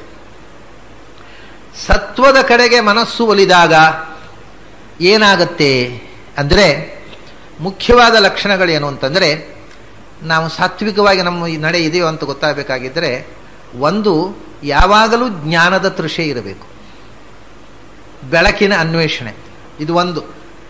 ಆದ್ದರಿಂದ ಅವನಿಗೆ ಯಾವಾಗಲೂ ಅಧ್ಯಯನ, ಏನನ್ನಾದರೂ ಓದಬೇಕು. ಒಂದು ಓದಲಿಕ್ಕೆ ಪುಸ್ತಕ ಕೈ ತಗೊಂಡ್ರೆ ಅದು ಮುಗಿಯೋರಿಗೆ, ಕೊನೆ ಪುಟ ಆಗುವವರೆಗೆ ಮಲಗಬಾರದು, ಮಲಗಲಿಕ್ಕೆ ಮನಸ್ಸು ಬರಬಾರದು, ಮತ್ತು ಅದನ್ನು ಓದಬೇಕು ಅನ್ನಿಸ್ಬೇಕು. ಇದು ಒಳಗಿನಿಂದ ಸತ್ವ ಜಾಗೃತವಾಗ್ತಾ ಇದೆ ಎನ್ನುವುದರದ್ದು ಒಂದು ಲಕ್ಷಣ. ಎರಡನೇದ್ದು, ಯಾರಲ್ಲಿ ಸತ್ವ ಜಾಗೃತವಾಗಿದೆಯೋ ಅವರಿಗೆ ಎರಡು ಲಕ್ಷಣಗಳಿವೆ. ಫಿಸಿಕಲ್ ಆಗಿ ನಿದ್ರೆ ಕಮ್ಮಿ, ಆಹಾರ ಕಮ್ಮಿ. ಯಾರು ಹೆಚ್ಚು ತಿಂತಾರೋ ಅವರು ತಾಮಸರಿದ್ದಾರೆ ಅಥವಾ ರಾಜಸರಿದ್ದಾರೆ. ಯಾರು ಹೆಚ್ಚು ನಿದ್ರೆ ಮಾಡ್ತಾರೋ ಅವರು ತಾಮಸರಿದ್ದಾರೆ ಅಥವಾ ರಾಜಸರಿದ್ದಾರೆ. ಹೆಚ್ಚು ನಿದ್ರೆ ಮಾಡಲಿಕ್ಕೆ ನಮಗೆ ಯಾವಾಗಲೂ ಮಲ್ಕೊಳ್ಳುವ ಅಂತ ಕಂಡಿತು ಅಂದರೆ ತಮೋಗುಣ ಜಾಗೃತವಾಗ್ತಾ ಇದೆ, ಎಚ್ಚರ ಆಗಬೇಕು, ಸ್ವಲ್ಪ ಜಾಗೃತೆ ಇದೆ ವಿಷಯದಲ್ಲಿ. ಹೆಚ್ಚು ನಿದ್ರೆ ಮತ್ತು ಹೆಚ್ಚು ಆಹಾರ ಸೇವನೆ ಇದು ಸತ್ವಗುಣದ ಸ್ವಭಾವ ಅಲ್ಲ. ಆದ್ದರಿಂದ ನಾವು ನಿದ್ರೆಯನ್ನು, ಆಹಾರವನ್ನು ಜಯಿಸುವ ಪ್ರಯತ್ನ ಮಾಡಬೇಕು. ಅದು ಸತ್ವಗುಣದ ವೃದ್ಧಿಗೆ ಕಾರಣ. ಮತ್ತೆ ಆಹಾರದಲ್ಲಿ ಒಳ್ಳೆಯ ಆಹಾರ, ಯಾವುದು ಬುದ್ಧಿಯನ್ನು ಸ್ಟಿಮ್ಯುಲೇಟ್ ಮಾಡೋದಿಲ್ಲವೋ ಅಂಥ ಆಹಾರವನ್ನು ತಗೊಳ್ಬೇಕು. ದೇಹಕ್ಕೆ ಒಳ್ಳೆಯದು ಆದರೆ ಬುದ್ಧಿಯನ್ನು ಸ್ಟಿಮ್ಯುಲೇಟ್ ಮಾಡುತ್ತೆ, ಅಂಥ ಆಹಾರವನ್ನು ತಗೊಳ್ಳಬಾರದು. ಅದಕ್ಕೋಸ್ಕರವೇ ಪ್ರಾಚೀನರು ಕೆಲವು ಆಹಾರಗಳನ್ನು ತಿನ್ನುವುದು ಬಿಟ್ಟರು. ಆಹಾರ ಬಹಳ ಒಳ್ಳೆಯದು ದೇಹಕ್ಕೆ, ಆದರೂ ಕೂಡ ತೊಂಡೆಕಾಯಿ ದೇಹಕ್ಕೆ ಬಹಳ ಒಳ್ಳೆಯ ವಸ್ತು ಅದು, ಆದರೆ ಬುದ್ಧಿಯನ್ನು ಮಂದಗೊಳಿಸುತ್ತೆ ಅದು, ಅದರಿಂದ ತಿನ್ನಬಾರದು ಅಂತ. ಬುದ್ಧಿ ಸ್ವಲ್ಪ ಮಂದ ಆಗುತ್ತೆ, ಶಾರ್ಪ್ನೆಸ್ ಹೋಗುತ್ತೆ ಬುದ್ಧಿದ್ದು, ಅದಕ್ಕೋಸ್ಕರ ತಿನ್ನಬೇಡ ಅಂದರು. ಈರುಳ್ಳಿ, ಬೆಳ್ಳುಳ್ಳಿ ಆರೋಗ್ಯಕ್ಕೆ ಭಾರಿ ಒಳ್ಳೆಯ ವಸ್ತು ಅದು, ಆದರೆ ಅದು ಮನಸ್ಸನ್ನು ಸ್ಟಿಮ್ಯುಲೇಟ್ ಮಾಡುತ್ತೆ, ಅದರಿಂದ ತಿನ್ನಬೇಡ. ಹೀಗೆ ದೇಹಕ್ಕೆ ಒಳ್ಳೆಯದಾದರೂ ಕೂಡ ಮನಸ್ಸಿನ ಬೆಳವಣಿಗೆಗೆ ಬಾಧಕವಾದರೆ ಅದನ್ನು ತಿನ್ನಬೇಡ. ಇದೆಲ್ಲ ಮನಸ್ಸನ್ನು ಸ್ವಚ್ಛಗೊಳಿಸುವಂತಹ ಪ್ರಯತ್ನ. ಇದನ್ನು ಮಾಡದೆ ಭಗವಂತ ಬರಲಿ ಹೃದಯದಲ್ಲಿ ಕೂತ್ಕೊಳ್ಳಿ ಅಂದರೆ ಬರುವುದಿಲ್ಲ ಅವನೊಂದು. ಸ್ಮರಣೇಹಿ ಪರೇಶು ತುರಸ್ಯ ವಿಭೋ ಮಲಿನಾನಿ ಮನಾಂಸಿ ಕುತಃ ಕರಣಂ. ಮನಸ್ಸು ಸ್ವಚ್ಛವಾಗಿಲ್ಲ. ಮೊದಲು ನಿನ್ನ ಮನೆಗೆ ಅತಿಥಿಯನ್ನು ಕರೆಯುವ ಮುಂಚೆ ನಿನ್ನ ಮನೆಯನ್ನು ಸ್ವಚ್ಛ ಮಾಡುವುದು. ಹೆಬ್ಬಾಗಿಲಲ್ಲಿ ನೀರು ಹಾಕಿ ತೊಳೆದು ಸಾರಿಸಿ ರಂಗವಲ್ಲಿ ಬರೆದು ನಾವು ಅತಿಥಿಗಳನ್ನು ಸ್ವಾಗತ ಮಾಡಬೇಕಾದ್ರೆ ನಾವು ವಿಶೇಷತೆ ಮನೆಗೆ ಯಾರೋ ಜಸ್ಟ್ ಬರ್ತಾರೆ ಅಂದರೆ ಮನೆ ಏನು ಚಂದ ಮಾಡ್ತೇವೆ, ಮನೆ ಎದುರೆಲ್ಲ ರಂಗವಲ್ಲಿ ಏನು, ಮನೆಗೆ ಸುಣ್ಣ ಬಣ್ಣ ಬಳಿಯೋದೇನು. ಯಾಕೆಂದರೆ ಒಳ್ಳೆ ಇವತ್ತು ಅಪರೂಪದ ಅತಿಥಿಗಳು ಬರ್ತಾರೆ, ಮನೆಯೆಲ್ಲ ಕ್ಲೀನ್ ಆಗಿ ಚೆನ್ನಾಗಿರ್ಬೇಕು. ಅವರು ಬಂದಾಗೆಲ್ಲ ಮನೆ ಗಲೀಜಿರಬಾರ್ದು. ಅವರು ಅದು ಇದ್ರೂ ಆ ಗಲೀಜಿದ್ದನ್ನೆಲ್ಲ ಒಂದು ಕೋಣೆಯಲ್ಲಿ ಡಂಪ್ ಮಾಡಿ ಅವರು ತಿರುಗಾಡುವ ಯಾಕಂದ್ರೆ ಸ್ವಚ್ಛವಾಗಿರುತ್ತೆ. ಹಾಗೆ ಯಾವನೋ ಒಬ್ಬ ಸಾಮಾನ್ಯ VIP ಬಂದಾಗ ನೀನು ಎಲ್ಲವನ್ನು ಸ್ವಚ್ಛಗೊಳಿಸಿ ಮನೆಯನ್ನು ಅಣಿಗೊಳಿಸ್ತೀಯ. ಈ ಜಗತ್ತಿನಲ್ಲೇ ಸರ್ವಶ್ರೇಷ್ಠ VIP ನೀನು ಕರೀತಾ ಇದ್ದೀನಿ ನಿನ್ನ ಹೃದಯಕ್ಕೆ. ಆ ಹೃದಯದ ಪೀಠವನ್ನು ತೊಳೆಯೋದು ಬೇಡವಾ? ಅದನ್ನು ಸ್ವಚ್ಛಗೊಳಿಸುವುದು. ವಿಮಲಂ ಹಿ ಪದಂ ಪರಮಂ ಸ್ವರತಂ ತರುಣಾರ್ಕ ಸವರ್ಣಂ ಅಜಸ್ಯ ಹರೇಹೇ. ಸ್ವಚ್ಛಗೊಳಿಸುವ ವಿಧಾನವನ್ನು ಮೊದಲು ಕಲಿತುಕೋ. ಸಾತ್ವಿಕವಾದ ವಿಷಯವನ್ನೇ ಕೇಳು, ಸಾತ್ವಿಕರ ಜೊತೆಗೆಯೇ ಸಹವಾಸ ಮಾಡು. ಸತ್ಸಂಗ ಅಂತ ಅದನ್ನೇ ಹೇಳೋದು. ಸತ್ಸಂಗ ಅಂದರೆ ಕೆಲವರದು ಇವತ್ತು ಸತ್ಸಂಗ ಉಂಟು ಹೋಗೋದು ಏನೊಂದು ಸತ್ಸಂಗ ಅಂದರೆ ಭಜನೆ ಮಾಡೋದು ಅಂತ. ಅದು ಸತ್ಸಂಗ ಅಂದರೆ ಭಜನೆ ಮಾಡುವುದಲ್ಲ. ಭಜನೆ ಮಾಡುವುದು ಒಂದು ಸಾತ್ವಿಕ ಸಂಘ ಆಗಬಹುದು. ಆದರೆ ಭಜನೆ ಮಾಡುವುದರಲ್ಲಿ ಕೆಲವರು ಇರ್ತಾರೆ. ನಮ್ಮೂರಲ್ಲಿ ಕೆಲವು ಭಜನ ಸಂಘಗಳಿವೆ. ಅವರು 12 ಗಂಟೆ ರಾತ್ರಿಗೆ ಭಜನೆ ಶುರು ಮಾಡೋದು, ಎಲ್ಲರೂ ನಿದ್ರೆ ಬರುವಾಗ. ಯಾಕಂದರೆ ನಿದ್ರೆ ಬರುವವರಿಗೆ ತೊಂದರೆ ಮಾಡಬೇಕು ಅಂತ ಅವರ ಭಜನೆ ಉದ್ದೇಶ. ಮತ್ತು ಅವರು 12 ಗಂಟೆವರೆಗೆ ಎಲ್ಲಿರ್ತಾರೆ ಅಂದರೆ ಬಾರ್ನಲ್ಲಿ ಇರ್ತಾರೆ. ಆಮೇಲೆ ಬಂದು ಭಜನೆ. ಅದರಿಂದ ಸತ್ಸಂಗ, ಭಜನೆಯೇ ಸತ್ಸಂಗ ಆಗಬೇಕಾಗಿಲ್ಲ, ಭಜನೆಯೂ ಸತ್ಸಂಗ ಆಗಬಹುದು. ನಿಜವಾಗಿ ಸಾತ್ವಿಕರ ಸಹವಾಸ ಮಾಡು, ಆವಾಗ ಸತ್ವಗುಣ ಅಂದರೆ ಏನು ಅಂತ ಗೊತ್ತಾಗುತ್ತೆ. ಸಾತ್ವಿಕ ವಾತಾವರಣದಲ್ಲಿ ಸಾತ್ವಿಕ ಗ್ರಂಥಗಳನ್ನು ಓದು, ಸಾತ್ವಿಕ ಆಹಾರವನ್ನು ಸೇವನೆ ಮಾಡು, ಆಗ ಮನಸ್ಸು ಸ್ವಚ್ಛವಾಗತ್ತೆ. ಆಗ ಭಗವಂತ ಅಲ್ಲಿ ಬಂದು ಕೂಡುವುದಕ್ಕೆ ಸಾಧ್ಯವಾಗತ್ತೆ. ಹೀಗೆ ಸ್ಮರಣೆ ಯಾಕೆ ಸಾಧ್ಯವಾಗುವುದಿಲ್ಲ? ಒಬ್ಬೊಬ್ಬರು ಒಂದೊಂದು ಥರ ಯಾಕೆ ಯೋಚನೆ ಮಾಡ್ತಾರೆ ಅಂದರೆ ಇದಕ್ಕೆ ಕಾರಣ ಮನಸ್ಸು ಅದು ಆಯಾ ಕಾಲದ ಪರಿಸರದಿಂದ ಪ್ರಭಾವಿತವಾಗಿಯೇ ಯೋಚನೆ ಮಾಡುವುದರಿಂದ, ಅವರವರ ಪರಿಸರದ ಪ್ರಭಾವ, ಅವರವರ ಆನುವಂಶಿಕ ಪ್ರಭಾವ ಅವರನ್ನು ಆಳ್ತಾ ಇರುವುದರಿಂದ ಒಬ್ಬೊಬ್ಬರು ಒಂದೊಂದು ರೀತಿ ಹೇಳ್ತಾರೆ. ಎಲ್ಲರೂ ಏಕರೀತಿಯಾಗಿ ಹೇಳುವುದಾಗಲಿ, ಇಡೀ ವಿಶ್ವದಲ್ಲಿ ಎಲ್ಲರೂ ಒಂದೇ ಧರ್ಮವನ್ನು ಅನುಸರಿಸುವುದಾಗಲಿ ಯಾವ ಕಾಲದಲ್ಲೂ ಸಾಧ್ಯ ಇಲ್ಲ ಅಂದರು ಆಚಾರ್ಯ. ಏನು ಮನಸ್ಸಿನ ಈ ಬೇರೆ ಬೇರೆ ವಾತಾವರಣದಲ್ಲಿ ಬೆಳೆದ ಮನಸ್ಸು ಬೇರೆ ಬೇರೆ ಚಿಂತಿಸುವುದು ಮನಸ್ಸಿನ ಸಹಜ ಧರ್ಮ. ಆದ್ದರಿಂದ ಅದನ್ನು ತೆಗೆಯುವುದು ಸಾಧ್ಯ ಇಲ್ಲ. ಹಾಗಾದರೆ ಪ್ರಯತ್ನ ಮಾಡಿ ಮನಸ್ಸನ್ನು ಸ್ವಚ್ಛಗೊಳಿಸಿ ಭಗವಂತನೆಡೆಗೆ ಹೋಗಲಿಕ್ಕೆ ನಾವು ಪ್ರಯತ್ನ ಮಾಡಬೇಕು. ನಾವು ಭಗವಂತನೆಡೆಗೆ ಹೋಗಲಿಕ್ಕೆ ಪ್ರಯತ್ನ ಮಾಡದೆ ಭಗವಂತ ನಮ್ಮ ಕಡೆಗೆ ಬರಲಿಕ್ಕೆ ಪ್ರಯತ್ನ ಮಾಡುವುದಿಲ್ಲ ಅಂತ ಆಯ್ತು. ಈಗ ನಾವೇನು ಹೇಳೋದು, ನಮಗೆ ಬರ್ಲಿಕ್ಕೆ ಕಷ್ಟ ಆಗುತ್ತೆ, ನೀನೇ ಬಾ ಅಂತ. ನೀನು ಬರ್ಲಿಕ್ಕೆ ನಾನು ಬರ್ತೇನೆ ಅಂತಾನೆ ಅವ. ಮತ್ತು ನಾವೇ ಭಗವಂತನ ಹತ್ರ ಹೋಗೋದು ಎಲ್ಲಿಗೆ? ಅವನೇ ಬರೋದು. ಆದರೆ ಅವನೇನು ಅಂದರೆ, ನಾನು ಬರ್ತೇನೆ, ಆದರೆ ನಾನು ಬರಬೇಕು, ನನ್ನ ಹತ್ರ ಬರಬೇಕು ಅನ್ನೋದು ನಿನಗೆ ಇಂಟೆನ್ಸಿಟಿ ಸರ್. ಅದು ಬರಬೇಕು, ನನ್ನ ಹತ್ರ ಬರಬೇಕು ಅಂತ ನೀನು ಒಂದು ಹೆಜ್ಜೆ ಇಟ್ಟರೆ ನಾನು 10 ಹೆಜ್ಜೆ ಬರ್ತೇನೆ ನಿನ್ನ ಹತ್ರ. ಆದರೆ ನೀನು ಹೆಜ್ಜೆ ಇಡದೆ ಬೆನ್ನ ಹಾಕಿ ಕೂತ್ಕೊಂಡ್ರೆ ನಾನು ಬೆನ್ನ ಹಾಕಿ ಕೂತ್ಕೊಳ್ತೇನೆ, ಬಂದು ಕೂಡಿದ್ರೆ ಬರೋದಿಲ್ಲ. ಭಗವಂತನೇ ಬೆನ್ನ ಹಾಕಿ ಕೂಡೋದು, ಭಗವಂತ ಬಂದು ಕೂಡಲಿ ನನ್ನ ಹೃದಯದಲ್ಲಿ ಕೂಡೋದಿಲ್ಲ. ನೀನು ಮುಖ ತಿರುಗಿಸು, ನನ್ನ ಕಡೆಗೆ ತಿರುಗು, ಒಂದು ಹೆಜ್ಜೆ ಎತ್ತು.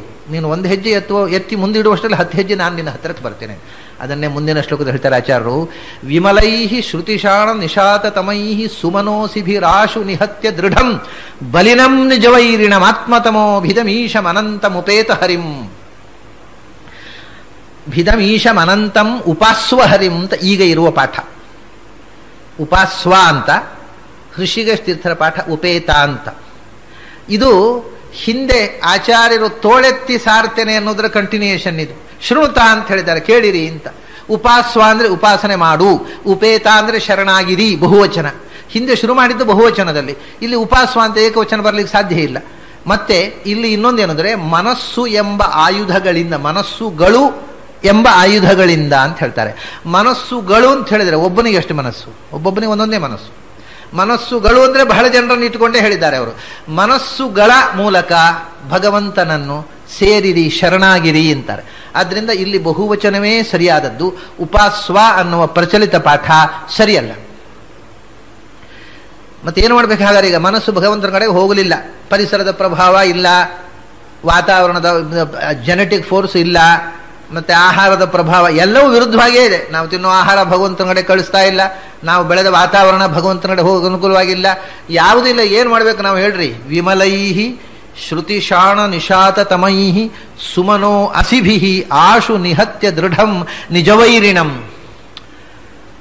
ಈ ಮನಸ್ಸು ಮೊದಲು ಮನಸ್ಸನ್ನು ಶಾರ್ಪ್ ಮಾಡಬೇಕು ಅಂತಾರೆ. ಮನಸ್ಸು ಅನ್ನೋದು ಈ ಹಿಂದೆ ಅದು ಕೊಳಕಾದಂಥ ಮನಸ್ಸು, ಅದರಲ್ಲಿ ಹೇಗೆ ಭಗವಂತ ಬಂದು ಕೂಡ್ತಾನೆ ಅಂದರು. ಈಗ ಹೇಳಿದರು ಮನಸ್ಸು ಉಂಟಲ್ಲ, mind is just like a sword ಅಂತ. ಅದು ಒಂದು ಕತ್ತಿ, ಅದನ್ನು ಯಾವುದಕ್ಕೂ ಉಪಯೋಗಿಸಬಹುದು. ಕತ್ತಿಯನ್ನ ಕೆಟ್ಟದಕ್ಕೂ ಉಪಯೋಗಿಸಬಹುದು, ಒಳ್ಳೆದಕ್ಕೂ ಉಪಯೋಗಿಸಬಹುದು. ಕತ್ತಿಯಿಂದ ತೆಂಗಿನಕಾಯಿ ಹೊಡೆದು ದೇವರ ಸಮರ್ಪಣೆಯೂ ಮಾಡಬಹುದು, ಕತ್ತಿಯಿಂದ ಯಾರ ತಲೆನೂ ಕಡಿಬಹುದು. ಅದನ್ನ it is just like a sword. ಅದು ಒಂದು ಕತ್ತಿ. ಆ ಕತ್ತಿಯನ್ನ ಮೊದಲು ಅದು ಈಗ ಏನಾಗಿದೆ ಅಂದರೆ, ಮೊದಲು ಕೊಳಕಾಗಿದೆ ಅಂದರು, ಈಗ ಬಡ್ಡಾಗಿದೆ ಅಂತಾರೆ, ಶಾರ್ಪ್ನೆಸ್ಸೇ ಇಲ್ಲ. ಅದರಿಂದ ಅದು ತುಂಡೇ ಆಗುವುದಿಲ್ಲ. ಯಾವುದು ಹೊಡೆದ್ರು ಕತ್ತಿಯೇ ತುಂಡಾದೀತು ಹೊರತು ತೆಂಗಿನಕಾಯಿ ಹೊಡೆಯೋದಿಲ್ಲ. ಕತ್ತಿಯ ಆ ಹೆಜ್ಜೆ ತುಂಡಾದೀತು ಹೊರತು ತೆಂಗಿನಕಾಯಿ ಆ ಥರ ಬಡ್ಡಾಗಿ ಹೋಗಿದೆ. ಅದು ಅದರ ಶಾರ್ಪ್ನೆಸ್ ಕಳ್ಕೊಂಡಿದೆ. ಏನು ಮಾಡಬೇಕು ಗೊತ್ತಾ? ವಿಮಲೈಹಿ ಶ್ರುತಿಶಾಣ ನಿಶಾತ ತಮೈಹಿ. ಅದನ್ನೀಗ ಸ್ವಚ್ಛಗೊಳಿಸುವುದು ಅಂದರು, ಅದನ್ನು ಶಾರ್ಪನಿಂಗ್ ಅಂದರು ಒಂದೇ. ಈಗ ಅದನ್ನು ಶಾರ್ಪ್ ಮಾಡುವುದು.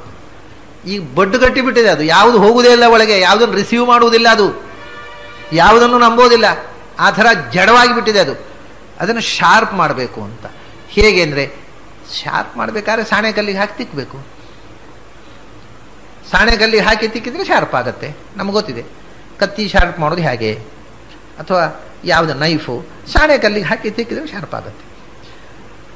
ಯಾವುದಪ್ಪ ಈ ನಿಮ್ಮ ಮನಸ್ಸನ್ನು ಶಾರ್ಪ್ ಮಾಡತಕ್ಕಂಥ ಸಾಣೆಕಲ್ಲಿ ಯಾವುದು? ಶ್ರುತಿ ಶಾಣ. ವೇದಗಳು ಅನ್ನುವ ಸಾಣೆಗಲ್ಲಿಗೆ ನಿನ್ನ ಮನಸ್ಸು ಅನ್ನುವ ಕತ್ತಿಯನ್ನು ತಿಕ್ಕುವುದು. ಶ್ರುತಿ ಶಾಣ, ವೇದಗಳನ್ನ ಮನಸ್ಸಿನಲ್ಲಿ ಮಥನ ಮಾಡಿದರೆ ನಿರಂತರ ತಿಕ್ಕಿ ತಿಕ್ಕಿ ತಿಕ್ಕಿ ತಿಕ್ಕಿ ಮನಸ್ಸು ಶಾರ್ಪ್ ಆಗುತ್ತೆ. ಒಮ್ಮೆಗೆ ಆಗೋದಿಲ್ಲ. ಯಾಕಂದ್ರೆ ವೇದ ಓದಿಯು ತಪ್ಪರ್ಥ ತಿಳ್ಕೊಳ್ಳೋದೇ ಮೊದಲಾಗೋದು. ಯದ್ವಾ ತದ್ವಾ ತಿಳ್ಕೊಂಡು ಯದ್ವಾ ತದ್ವಾ ಪಂಡಿತರಾಗೋದೇ ಮೊದಲನೇ ಸ್ಟೇಜು. ಆಮೇಲೆ ತಿಕ್ಕಿ ತಿಕ್ಕಿ ತಿಕ್ಕಿ ಶ್ರುತಿ ಶಾಣ. ಶ್ರುತಿ ಅನ್ನುವ ವೇದಗಳು ಅನ್ನುವ ಸಾಣೆಗಲ್ಲು ಬರೇ ವೇದ ಅಲ್ಲ, ವೇದಗಳು ಶ್ರುತಿಗಳು. ಅವುಗಳ ಶ್ರುತಿ ಅಂದರೆ ಶ್ರವಣ. ತಿಳಿದವರಿಂದ ಕೇಳು, ನಿರಂತರ ಕೇಳು. ಶ್ರುತಿ ಅನ್ನೋದಕ್ಕೆ ಶ್ರವಣ ಅಂತ ಒಂದರ್ಥ, ವೇದ ಅಂತ ಒಂದರ್ಥ. ವೇದವನ್ನ, ವೇದದಲ್ಲಿ ಹೇಳಿರ್ತಕ್ಕಂಥ ಪ್ರಮೇಯಗಳನ್ನ ನಿರಂತರ ಕೇಳು. ಕೇಳ್ತಾ ಕೇಳ್ತಾ ಮನಸ್ಸು ಶಾರ್ಪ್ ಆಗುತ್ತೆ. ಆ ಸಾಣೆಗಲ್ಲಿಗೆ ತಿಕ್ಕಿ ನಿಶಾತ ತಮೈಹಿ. ನಿಶಾತ ಅಂದ್ರೆ ಶಾರ್ಪು, ನಿಶಾತ ತಮ ಅಂದ್ರೆ ತುಂಬಾ ಶಾರ್ಪ್ ಆಯ್ತು. ಈಗ ಈ ಎಲ್ಲಿ ತನಕ ಶಾರ್ಪ್ ಅಂದ್ರೆ ಅದು ಶಾರ್ಪ್ ಆಗಿದ್ರು ಅಂತ ನೋಡಿದ್ರೆ ಕೈ ಗಾಯ ಆಗಿಬಿಡುತ್ತೆ. ಅಷ್ಟು ಶಾರ್ಪ್, ಮುಟ್ಟಿದ್ರೆ ಗಾಯ ಆಗುವಷ್ಟು ಶಾರ್ಪ್ ಆಯ್ತು. ಅದು ಶಾರ್ಪ್ ಆಯ್ತು, ಸ್ವಚ್ಛ ಆಯ್ತು ಅಂದ್ರು. ವಿಮಲೈಹಿ, ಅದು ಶಾರ್ಪ್ ಆಯ್ತು, ಅದು ಸ್ವಚ್ಛ ಆಯ್ತು ಅಂತ ಅರ್ಥ. ಸ್ವಚ್ಛ ಆಗುವುದು ಅಂದ್ರು ಶಾರ್ಪ್ ಆಗುವುದು ಅಂದ್ರೆ ಒಂದೇ. ಅದನ್ನ ಕತ್ತಿಯ ಅಲುಗನ್ನ ಶಾರ್ಪ್ ಮಾಡು, ಅದನ್ನು ಸ್ವಚ್ಛ ಮಾಡುವುದು ಅಂದ್ರು ಅಷ್ಟೇ. ಯಾಕೆಂದ್ರೆ ಕತ್ತಿ ಶಾರ್ಪ್ ತುಕ್ಕು ಹಿಡಿದಿದ್ರೆ ಅದು ಶಾರ್ಪ್ ಆಗುವುದೇ ಇಲ್ಲ. ತುಕ್ಕು ಹೋಗಿ ಸ್ವಚ್ಛ ಆದ್ರೆ ಮಾತ್ರ ಶಾರ್ಪ್ ಆಗೋದು. ಆದ್ರಿಂದ ಸ್ವಚ್ಛವಾಗುವುದಂದ್ರು ಕತ್ತಿಯ ಅಲಗು ಹರಿತವಾಗುವುದಂದ್ರೆ ಒಂದೇ ಅರ್ಥ. ಅದು ಸ್ವಚ್ಛವಾದಾಗ ವಿಮಲೈಹಿ. ಯಾವಾಗ ಸ್ವಚ್ಛವಾಗತ್ತೆ? ಶ್ರುತಿ ಶಾಣ ನಿಶಾತ ತಮೈಹಿ. ವೇದಗಳ ನಿರಂತರ ಶ್ರವಣ ಅನ್ನುವ ಸಾಣೆಗಲ್ಲಿಗೆ ತಿಕ್ಕಿದಾಗ ಅದು ನಿಶಾತ ತಮೈಹಿ, ಅತ್ಯಂತ ಹರಿತವಾಯಿತು ಮನಸ್ಸು. ಅದೇ ಸುಮನಸ್ಸಾಯಿತು ಅಂದರು. ಮನಸ್ಸು ಇದ್ದದ್ದು ಸುಮನಸ್ಸಾಯ್ತು. ಈಗ ಸತ್ವಪ್ರಧಾನವಾದ ಮನಸ್ಸು ಸುಮನಸ್ಸು. ಅದು ಸುಮನಸ್ಸು ಅಂದ್ರೆ ಸುಂದರವಾದ, ಸಾತ್ವಿಕವಾದ, ಸ್ವಚ್ಛವಾದ ಮನಸ್ಸು. ಆ ಸುಮನಸ್ಸು ಅನ್ನತಕ್ಕಂಥ ಅಸಿಭಿಹಿ, ಖಡ್ಗದಿಂದ. ಸುಮನೋಸಿಭಿಹಿ, ಮೊದಲು ಆ ಖಡ್ಗ ಹಿಡ್ಕೊಂಡು ನಿನಗೆ ಬೇಡವಾದನ್ನೆಲ್ಲ ಕತ್ತರಿಸಿ ತೆಗಿಬೇಕು. ಕಳೆಗಳನ್ನು, ವೀಡ್ಸನ್ನು, ತೋಟದಲ್ಲಿ ನೀನು ನಟ್ಟಿರತಕ್ಕಂಥ ಕಾಯಿಪಲ್ಯ ಗಿಡದಕ್ಕಿಂತ ಹೆಚ್ಚು ವೀಡ್ಸ್ ಬೆಳೆದು ಬಿಟ್ಟಿದ್ದಾವೆ. ಅವನ್ನು ಮೊದಲು ಕಿತ್ತು ತೆಗಿಬೇಕು. ಅದಕ್ಕೆ ಕತ್ತಿ ಹಿಡ್ಕೊಂಡು ಮೊದಲು ಎಲ್ಲ ಅಂತ ತೆಗೆದುಬಿಡು. ಆಶು ನಿಹತ್ಯ ದೃಢಂ, ಒಳಗೆ ಗಾಢವಾಗಿ ಡೀಪ್ ರೂಟೆಡ್. ದೃಢಂ ಅಂದ್ರೆ ಬಹಳ ಆಳವಾಗಿ ಮನಸ್ಸಿನ ಒಳಗೆ ಬೇರೂರಿ ಕೂತಿರ್ತಕ್ಕಂಥ ಬೇಡವಾದ ಸಂಗತಿಗಳಿವೆ ಅಲ್ಲ, ಅದನ್ನೆಲ್ಲ ಕತ್ತರಿಸಿ ತೆಗಿ. ದೃಢಂ, ಬಹಳ ಗಟ್ಟಿಯಾಗಿ ಕೂತಿದ್ದೆ ಅವು, ಹೋಗು ಅಂದ್ರೆ ಹೋಗಲ್ಲ ಅವು. ಬಲಿನಂ, ಬಹಳ ಬಲಿಷ್ಠವಾಗಿ ಕೂತು ಬಿಟ್ಟಿದ್ದಾವೆ ಅವು. ಯಾರು ಕೂತವರು? ನಿಜವೈರಿಣಂ, ಎಲ್ಲ ನಿನ್ನ ಮನಸ್ಸಿನೊಳಗೆ ಗಟ್ಟಿಯಾಗಿ ಕೂತು ನಿನಕ್ಕಿಂತಲೂ ಹೆಚ್ಚು ನೀನು ಕೊಟ್ಟ ಆಹಾರವನ್ನೇ ತಿಂದು ನಿನಕ್ಕಿಂತಲೂ ಹೆಚ್ಚು ಪುಷ್ಟಿಯಾಗಿ ಬೆಳೆದು ಕೂತವರು ನಿನ್ನ ಶತ್ರುಗಳು ಅಂದರು. ನಿಜವೈರಿಣಂ, ನಿನ್ನ ಶತ್ರುಗಳೇ ನಿನ್ನ ಒಳಗೆ ಕೂತಿದ್ದಾರೆ. ಯಾರವರು? ಕಾಮ ಕ್ರೋಧಾದಿಗಳು ಇವೆ. ಅಜ್ಞಾನ, ಕಾಮ, ಕರ್ಮ, ಕ್ರೋಧ, ಲೋಭ, ಮೋಹ, ಇವೆಲ್ಲ ನಿನ್ನ ಶತ್ರುಗಳು ನಿನ್ನ ಒಳಗೆ ಬಂದು ಮನಸ್ಸನ್ನೇ ಕೂತಿದ್ದಾರೆ. ಕೃಷ್ಣ ಹೇಳಿದಲ್ಲ, ಕಾಮ ಏಷಃ ಕ್ರೋಧ ಏಷಃ ರಜೋಗುಣ ಸಮುದ್ಭವ. ಯಾರು ಶತ್ರು ಅಂದ್ರೆ ಎರಡೇ ಶತ್ರುಗಳಿರೋದು ಮೂಲಭೂತವಾಗಿ, ಕಾಮ ಮತ್ತು ಕ್ರೋಧ. ವಿಧಿ ಏನಮಿಹ ವೈರಿಣಂ, ನಿನ್ನ ನಿಜವಾದ ಶತ್ರು ಹೊರಗೆ ಯಾರೋ ಇಲ್ಲ, ಊರಿನಲ್ಲಿ ಯಾರೂ ಇಲ್ಲ, ಮತ್ತೆ ನಿನ್ನೊಳಗೆ ಇದ್ದಾನೆ. ನಿನ್ನ ಕಾಮ ಮತ್ತು ನಿನ್ನ ಕ್ರೋಧ. ಮತ್ತು ಮೂಲಭೂತವಾಗಿ ಕಾಮ ಏಷಃ ಕ್ರೋಧ ಅಂತ. ಶತ್ರು ಕಾಮ ಮತ್ತು ಕಾಮವೇ ಕ್ರೋಧ. ಕ್ರೋಧ ಅಂತೂ ಬೇರೆ ಇಲ್ಲ. ನಿಜವಾಗಿ ಇರುವುದು ಮನುಷ್ಯನಿಗೆ ಡಿಸೈರ್, ಆಸೆ, ಬುರುಕತನ. ಯಾವ್ಯಾವುದೋ ಆಸೆಗಳಿಂದಲೇ ಮನುಷ್ಯನ ಎಲ್ಲಾ ಸಮಸ್ಯೆಗಳು, ಹೊರತು ಕೋಪದಿಂದಲೂ ಅಲ್ಲ. ಯಾಕೆಂದ್ರೆ ಕೋಪ ಅನ್ನೋದು ಆಸೆದ್ದೇ ಪ್ರಾಡಕ್ಟ್. ಸ್ವತಂತ್ರವಾಗಿ ಕೋಪ ಅಂತ ಒಂದು ಇಲ್ಲ. Where there is anger there must be a desire behind it. Without this desire there is no anger. ಮನುಷ್ಯನಿಗೆ ಆಸೆ ಇಲ್ಲದೆ ಇದ್ದರೆ ಕೋಪ ಬರುವುದು ಸಾಧ್ಯವೇ ಇಲ್ಲ. ಕೋಪ ಬರಬೇಕಾದ್ರೆ ಅದರ ಹಿಂದೆ ಏನೋ ಒಂದು ಆಸೆ ಇರಬೇಕು, ಆ ಆಸೆ ಈಡೇರದೇ ಇರಬೇಕು, ಆಗ ಕೋಪ ಬರುವುದು. ಯಾವ ಕೋಪ ಬೇಕಾದ್ರೂ ತಗೊಳ್ಳಿ. ಸಿಟ್ಟು ಬಂತು ಅಂದರೆ ಅವ್ರು ಏನೋ ಒಂದು ಆಶಾಭಂಗ ಆಯಿತು ಅಂತ ಅರ್ಥ. ಅವರು ಅಪೇಕ್ಷಿಸಿದ ಹಾಗೆ ಆಗಲಿಲ್ಲ, ಸಿಟ್ಟು ಬಂತು. ಇಲ್ಲದ್ರೆ ಸಿಟ್ಟೇ ಬರುವುದಿಲ್ಲ. ಹಾಗಾದರೆ ಮನುಷ್ಯ ತನ್ನ ಆಸೆಗಳನ್ನು ಕಮ್ಮಿ ಮಾಡಿದರೆ ಸಿಟ್ಟು ಕಮ್ಮಿ ಆಗಲೇಬೇಕಲ್ಲ. ಸಿಟ್ಟಿನ ಹಿಂದೆ ಇರುವುದು ಡಿಸೈರ್. ನಾನು ಹೀಗೆ ಆಗಬೇಕು ಅಂತ ಹೇಳಿ ಹೋದೆ ಮನೆಯಲ್ಲಿ, ನಾನು ಬರುವಾಗ ಆಗಲಿಲ್ಲ, ಸಿಟ್ಟು ಬಂತು. ನನ್ನ ಮಗ ಈ ಸರ್ತಿ ಫಸ್ಟ್ ರ್ಯಾಂಕ್ ಬರಬೇಕು ಅಂತ ಬಯಸಿದೆ, ಬರಲಿಲ್ಲ, ಸಿಟ್ಟು ಬಂತು ಮಗನ ಮೇಲೆ. ಅರೆ ಅವನು ಯಾಕೆ ಬರಬೇಕು? ಫಸ್ಟ್ ರ್ಯಾಂಕ್ ಯಾಕೆ ಬರಬೇಕು? ಅವನು ಏನಾಗಬೇಕು ಅದಾಗ್ತಾನೆ. ಫಸ್ಟ್ ರ್ಯಾಂಕ್ ಯಾಕೆ ಆಗಬೇಕು ನಾನು ಬಯಸಿದೆ, ಆ ಬಯಸಿದ್ದು ನಿನ್ನ ತಪ್ಪು, ಅದಕ್ಕೆ ಸಿಟ್ಟು ಯಾಕೆ ಮಾಡಬೇಕು? ಹೀಗೆ ನಾವು ಏನನ್ನೋ ಬಯಸ್ತೇವೆ, ಆ ಬಯಕೆ ಈಡೇರದೇ ಇದ್ದಾಗ ಅದರ ಮೇಲೆ ಕೋಪಿಸಿಕೊಳ್ತೇವೆ. ಯಾವುದೇ ಒಂದು ವಿಷಯದಲ್ಲೂ ಬಯಕೆ ಇಲ್ಲದೆ ಕೋಪ ಇಲ್ಲ. ಕಾಮಾತ್ ಕ್ರೋಧೋ ಬೀಜಾಯತೆ, ಕೃಷ್ಣ ಗೀತೆಯಲ್ಲಿ ಹೇಳಿದ ಮಾತಿದು. ಏನು ಕೋಪ ಬರಬೇಕಾಗಿದ್ದರೂ ಕಾಮದಿಂದ ಹುಟ್ಟುವುದು. ಆದರೆ ಒಂದು ದೃಷ್ಟಿಯಿಂದ ಕಾಮದಿಂದ ಕ್ರೋಧ ಹುಟ್ಟುವುದು ಕಾರಣ ಆದರೂ ಸಕಾರಣ. ಕಾಮ ಅನ್ನೋದಕ್ಕಾದರೂ ಒಂದು ಅರ್ಥ ಉಂಟ್ರಿ. ಯಾಕೆಂದ್ರೆ ಮನುಷ್ಯನ ಇನ್ಸ್ಟಿಂಕ್ಟ್, ಅದು ಸಹಜವಾದ ದೇಹದ ಬಯಕೆ. ಕ್ರೋಧ ಅನ್ನೋದು ದೇಹದ ಬಯಕೆಯೂ ಅಲ್ಲ, ಅದು ಇಂಪೋಸ್ಟ್, ಅದು ಏನೂ ಕಾರಣ ಇಲ್ಲದೆ ಬರುವಂತಹ ವ್ಯರ್ಥವಾದ ಒಂದು ಪ್ರವೃತ್ತಿ.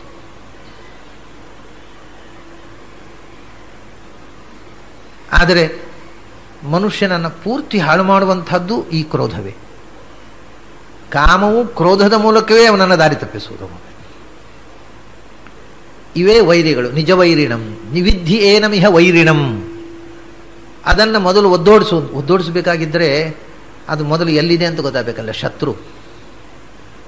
ಶತ್ರು ಎಲ್ಲಿ ಇದೆ ಅಂತ ತಿಳ್ಕೊಳ್ಳದೆ ಇದ್ರೆ, ಶತ್ರುವಿನ ನೆಲೆ ಗೊತ್ತಿಲ್ಲದೆ ಇದ್ರೆ ಶತ್ರುವನ್ನು ಭೇದಿಸಲಿಕ್ಕೆ ಆಗೋದಿಲ್ಲ. ಅವನು ಕೋಟೆ ಒಳಗೆ ಕೂತ್ಬಿಟ್ರೆ ಮತ್ತೆ ಕೋಟೆ ಮುರಿದು ಹೋಗಬೇಕಾಗತ್ತೆ, ಕೋಟೆ ಬಾಗಿಲು. ಅದನ್ನು ಕೋಟೆ ಒಳಗೆ ಹೋಗೋ ಮುಂಚೆ ಒದ್ದೋಡಿಸು ಅಂತಾನೆ ಕೃಷ್ಣ. ಅದನ್ನು ಒದ್ದೋಡಿಸೋ ವಿಧಾನ ಹೇಳುವಾಗ ಏನು, ಇಂದ್ರಿಯಾಣಿ ಮನೋಬುದ್ಧಿ ಅಸ್ಯ ಅಧಿಷ್ಠಾನ ಮುಚ್ಯತೆ. ನಿನ್ನ ಶತ್ರು ಮೊದಲು ಬಂದು ಇಂದ್ರಿಯದಲ್ಲಿ ಕೂಡ್ತಾನೆ. ಅಂದರೆ ರೂಪದ ಬಯಕೆ ಕಣ್ಣಿನಲ್ಲಿ ಬಂದು ಕೂಡುತ್ತೆ, ನೋಡಬೇಕು ಅಂತ ಆಸೆ ಆಯಿತು. ಅದು ಮೊದಲು ಕಣ್ಣಿನಲ್ಲೇ ಇರುವಾಗಲೇ ನೋಡಿ ಅದನ್ನು ಬಿಟ್ಟುಬಿಡು. ಆಮೇಲೆ ಅದನ್ನು ಒಳಗೆ ಮನಸ್ಸಿನೊಳಗೆ ಹೋಗ್ಲಿಕ್ಕೆ ಬಿಡಬೇಡ. ಮನಸ್ಸಿನ ಹೋದರೆ ಇನ್ನೊಮ್ಮೆ ನೋಡಬೇಕು, ಮತ್ತೊಮ್ಮೆ ನೋಡಬೇಕು ಅಂತ ಮನಸ್ಸಿನಲ್ಲಿ ಶುರುವಾಯಿತು.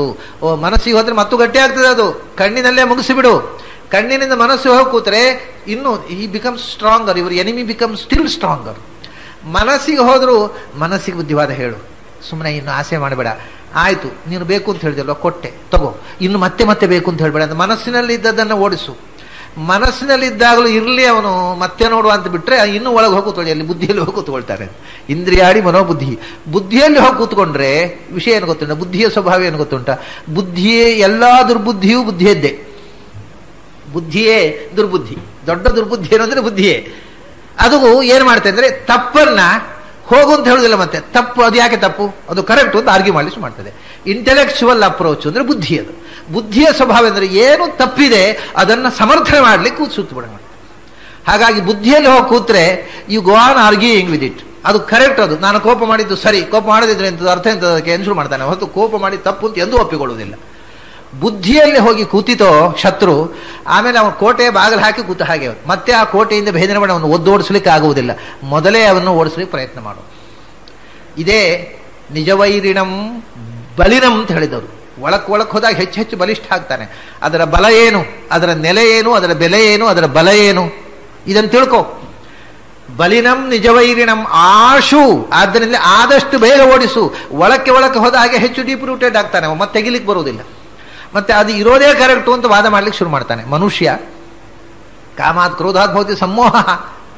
ಅದು ಒಳಕ್ಕೆ ಹೋಗಿ ಕೂತು ಅಂತಂದ್ರೆ ಅದೇ ಕರೆಕ್ಟು ಅಂತ, ಸಿಟ್ಟು ಮಾಡುವುದೇ ಕರೆಕ್ಟು ಅನ್ನುವಂಥ ಮಟ್ಟಕ್ಕೆ ಬಂದು ಅದನ್ನು ತೆಗೆಯೋದಲ್ಲ, ಅದು ಬೇಕು ಅಂತ ಬಯಸ್ತಾರೆ. ಹೀಗೆ ಬಲಿನಂ ನಿಜವೈರಿಣಂ ಆಶು ನಿಹತ್ಯ. ಸುಮನಃ, ಮೊದಲು ಶ್ರುತಿ ಆಮೇಲೆ ಸುಮನಸ್ಸು ಅಂದ್ರು. ಶ್ರವಣ ಮಾಡಿದ್ದನ್ನ ಚೆನ್ನಾಗಿ ಮನನ ಮಾಡುದು ಸುಮನಸ್ಸು ಅಂದ್ರೆ. ಆ ಮನನದ ಧ್ಯಾನದ ಕತ್ತಿಯಿಂದ ಈ ಮನಸ್ಸಿನೊಳಗೆ ಆಳವಾಗಿ ಕೂತು ಬಲಿಷ್ಠವಾಗಿ ಬೆಳೆದಿರತಕ್ಕಂಥ ನಿನ್ನ ವೈರಿಗಳನ್ನ ಆಶು ನಿಹತ್ಯ ದೃಢಂ ಬಲಿನಂ ನಿಜವೈರಿಣಂ. ಎಂಥ ಯಾವುದದು? ಆತ್ಮತಮಃ, ಒಳಗೆ ತುಂಬಿರುವ ಕತ್ತಲು, ಈ ಕಾಮಕ್ರೋಧ ರೂಪವಾಗಿರತಕ್ಕಂಥ ಕತ್ತಲೇ ನಿನ್ನ ವೈರಿ. ಅಂಥ ವೈರಿಯನ್ನು ಒದ್ದೋಡಿಸಿ ಆತ್ಮತಮೋಭಿದಂ ಈಶಂ ಅನಂತಂ ಉಪೇತ ಹರಿಂ, ನಿನ್ನ ಒಳಗಿನ ಕತ್ತಲನ್ನು ನಾಶಪಡಿಸಿ ನಿನ್ನನ್ನು ಉದ್ಧಾರ ಮಾಡಬಲ್ಲ ಭಗವಂತನಿಗೆ ಶರಣಾಗು. ಆತ್ಮತಮೋಭಿದಂ, ನಿನ್ನ ಒಳಗಿರತಕ್ಕ ಅಜ್ಞಾನವನ್ನ ನಾಶ ಮಾಡತಕ್ಕವ. ಇದು ಎರಡು ವಿಧ. ಆತ್ಮತಮೋ ಹಿಂದಕ್ಕೆ ಅನ್ವಯ. ಆತ್ಮತಮಸ್ಸು, ನಿನ್ನ ಒಳಗಿರತಕ್ಕಂಥ ಕತ್ತಲನ್ನ, ನಿನ್ನ ಶತ್ರುವನ್ನ ಆ ಕತ್ತಿಯಿಂದ ಒದ್ದೋಡಿಸು. ಅದನ್ನೇ ಈ ಸುಮನಸ್ಸು ಅನ್ನತಕ್ಕಂಥ ಕತ್ತಿ ಅನ್ನುವುದನ್ನೇ ಕೃಷ್ಣ ಕೂಡ ಹೇಳ್ತಾನೆ ನೋಡಿ. ಅಸಂಗ ಶಸ್ತ್ರೇಣ ದೃಢೇನ ಚಿತ್ವಾ ತತಃ ಪದಂ ತತ್ ಪರಿವಾರ್ಗಿತವ್ಯಂ ಯಸ್ಮಿನ್ ಗತಾ ನ ನಿವರ್ತಂತಿ ಭೂಯಃ. ಅಸಂಗ ಶಸ್ತ್ರೇಣ, ಕತ್ತಿಯಿಂದ ಕಡಿದು ಬಿಡುವ ಆ ಮರವನ್ನು. ಯಾವ ಕತ್ತಿ? ಅಸಂಗ ಶಸ್ತ್ರೇಣ, ದ ಸ್ವೋರ್ಡ್ ಆಫ್ ಡಿಟ್ಯಾಚ್ಮೆಂಟ್ ಅಂತ ಹೇಳ್ತಾನೆ. ಯಾವುದನ್ನು ಹಚ್ಚಿಕೊಳ್ಳದೇ ಇರುವಂತಹ ಒಂದು ಮನಸ್ಥಿತಿಯನ್ನು ಬೆಳೆಸಿಕೊಳ್ಳುವುದು ಒಂದು ಕತ್ತಿ. ಅದನ್ನೇ ಇಲ್ಲಿ ಇವರು ಆಚಾರ್ಯರು ಹೇಳಿದ್ರು, ಶ್ರವಣದಿಂದ ಮತ್ತು ಮನನದಿಂದ ದೃಢವಾಗಿರತಕ್ಕಂಥ ಗಟ್ಟಿಯಾದಂಥ ಕತ್ತಿ ಅಂತ. ಶ್ರವಣ ಮನನಗಳೆಂಬ ಕತ್ತಿ ಅಂತ. ಅದನ್ನೇ ಭಾಗವತಲ್ಲಿ ಹೇಳಿದ್ರು, ಜ್ಞಾನಾಸಿನ ಉಪಾಸನೆಯ ಶಿತೇನ, ಉಪಾಸನೆಯಿಂದ ಹರಿತವಾದ ಜ್ಞಾನವೆಂಬ ಕತ್ತಿ ಎಂದ್ರು. ಎಲ್ಲ ಒಂದೇ. ಅಸಂಗದ ಕತ್ತಿ ಎಂದ್ರು, ಜ್ಞಾನದ ಕತ್ತಿ ಎಂದ್ರು, ಶ್ರವಣ ಮನನದ ಕತ್ತಿ ಎಂದ್ರು. ಅಂತತಃ ಅರ್ಥ ಒಂದೇ.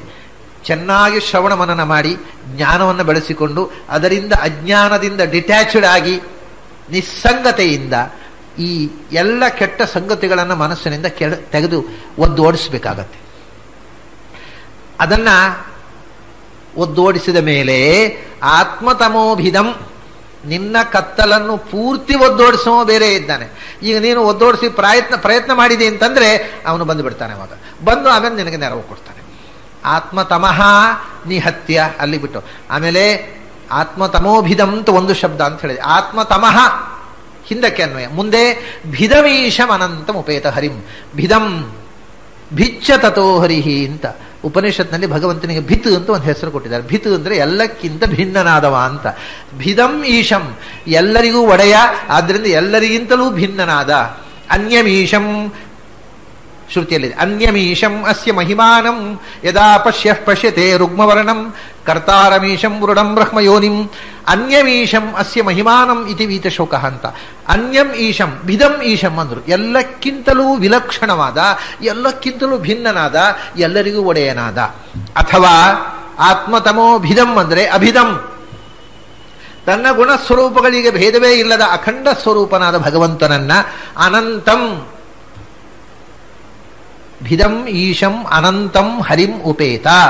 ಅವನು ಅನಂತ, ಅವನು ಇದು ಮೂರು ಮುಖ. ಅವನು ಅನಂತ. ಅನಂತ ಅಂದ್ರೆ ಅವನ ಗುಣಗಳಿಗೂ ಕೊನೆ ಇಲ್ಲ, ಕಾಲದಿಂದಲೂ ಕೊನೆ ಇಲ್ಲ, ದೇಶದಿಂದಲೂ. ಎಲ್ಲ ಕಾಲಗಳಲ್ಲಿ ಎಲ್ಲ ದೇಶಗಳಲ್ಲಿ ಅನಂತ ಗುಣಪೂರ್ಣನಾಗಿರತಕ್ಕವನು. ಆದ್ದರಿಂದಲೇ ಅವನು ಎಲ್ಲಕ್ಕೂ ಈಶಾ. ಆದ್ದರಿಂದ ಅವನು ಎಲ್ಲಕ್ಕಿಂತಲೂ ಭಿತ್ ಅಂದ್ರೆ ಹಿ ಈಸ್ ಡಿಫರೆಂಟ್, ಎಲ್ಲಕ್ಕಿಂತ ಬೇರೆಯಾಗಿರತಕ್ಕ ಹರಿಂ ಉಪೇತ. ಅಂಥ ಭಗವಂತನಿಗೆ ಉಪೇತ, ಉಪಾಸನೆ ಮಾಡ್ರಿ ಅಂತ ಪ್ರಚಲಿತ ಪಾಠ. ಇಲ್ಲಿ ಹಾಗಲ್ಲ, ಆಚಾರ್ಯ ಹೇಳುದು ಉಪಾಸನೆ ಮಾಡ್ರಿ ಅಂತಲ್ಲ, ಉಪೇತ ಶರಣಾಗಿರಿ. ಉಪಾಸ್ವ ಅಂದ್ರೆ ಉಪಾಸನೆ ಮಾಡು, ಉಪೇತ ಅಂದ್ರೆ ಶರಣಾಗಿರಿ. ಇದು ಹಿಂದೆ ಶೃಣುತ ಅಂತ ಹೇಳಿದ್ದಾರೆ, ಅಲ್ಲಿ ಉಪೇತ ಅಂತ. ನನ್ನ ಸಂದೇಶವನ್ನು ಕೇಳ್ರಿ ಅಂತ. ಇಲ್ಲಿ ಆ ಸಂದೇಶದ ಕೊನೆಯ ಚಾಪ್ಟರ್ಗೆ ಬಂದರು. ಉಪೇತ, ನಾನು ಹೇಳ್ತಾ ಇರುವ ಸಂದೇಶ ಏನು ಅಂದ್ರೆ, ಈ ಲೋಕದ ವಾರ್ತೆ ಸಾಕು, ಭಗವಂತನನ್ನು ಸ್ಮರಣೆ ಮಾಡಿ. ಭಗವಂತನ ಸ್ಮರಣೆ ಯಾಕೆ ಮಾಡಬೇಕು ಅಂದ್ರೆ ಅವನು ಎಲ್ಲಕ್ಕಿಂತ ದೊಡ್ಡವ. ವೇದಗಳಲ್ಲಿ ಅವನೇ ಎಲ್ಲಕ್ಕೂ ನಿಯಾಮಕ ಅಂತ ಹೇಳಿದ್ದಾರೆ. ವೇದದ ಮಾರ್ಗದಲ್ಲಿ ಉಪಾಸನೆ ಮಾಡ್ರಿ. ಹೌದು, ಮನಸ್ಸು ಯಾಕೆ ಕೇಳುವುದಿಲ್ಲ? ಮನಸ್ಸನ್ನು ಸ್ವಚ್ಛಗೊಳಿಸಿರಿ. ಸ್ವಚ್ಛಗೊಳಿಸಿ ಭಗವಂತನಿಗೆ ಸ್ವಚ್ಛಗೊಳಿಸುವುದಕ್ಕೋಸ್ಕರವೂ ಭಗವಂತನಿಗೆ ಶರಣಾಗಿ.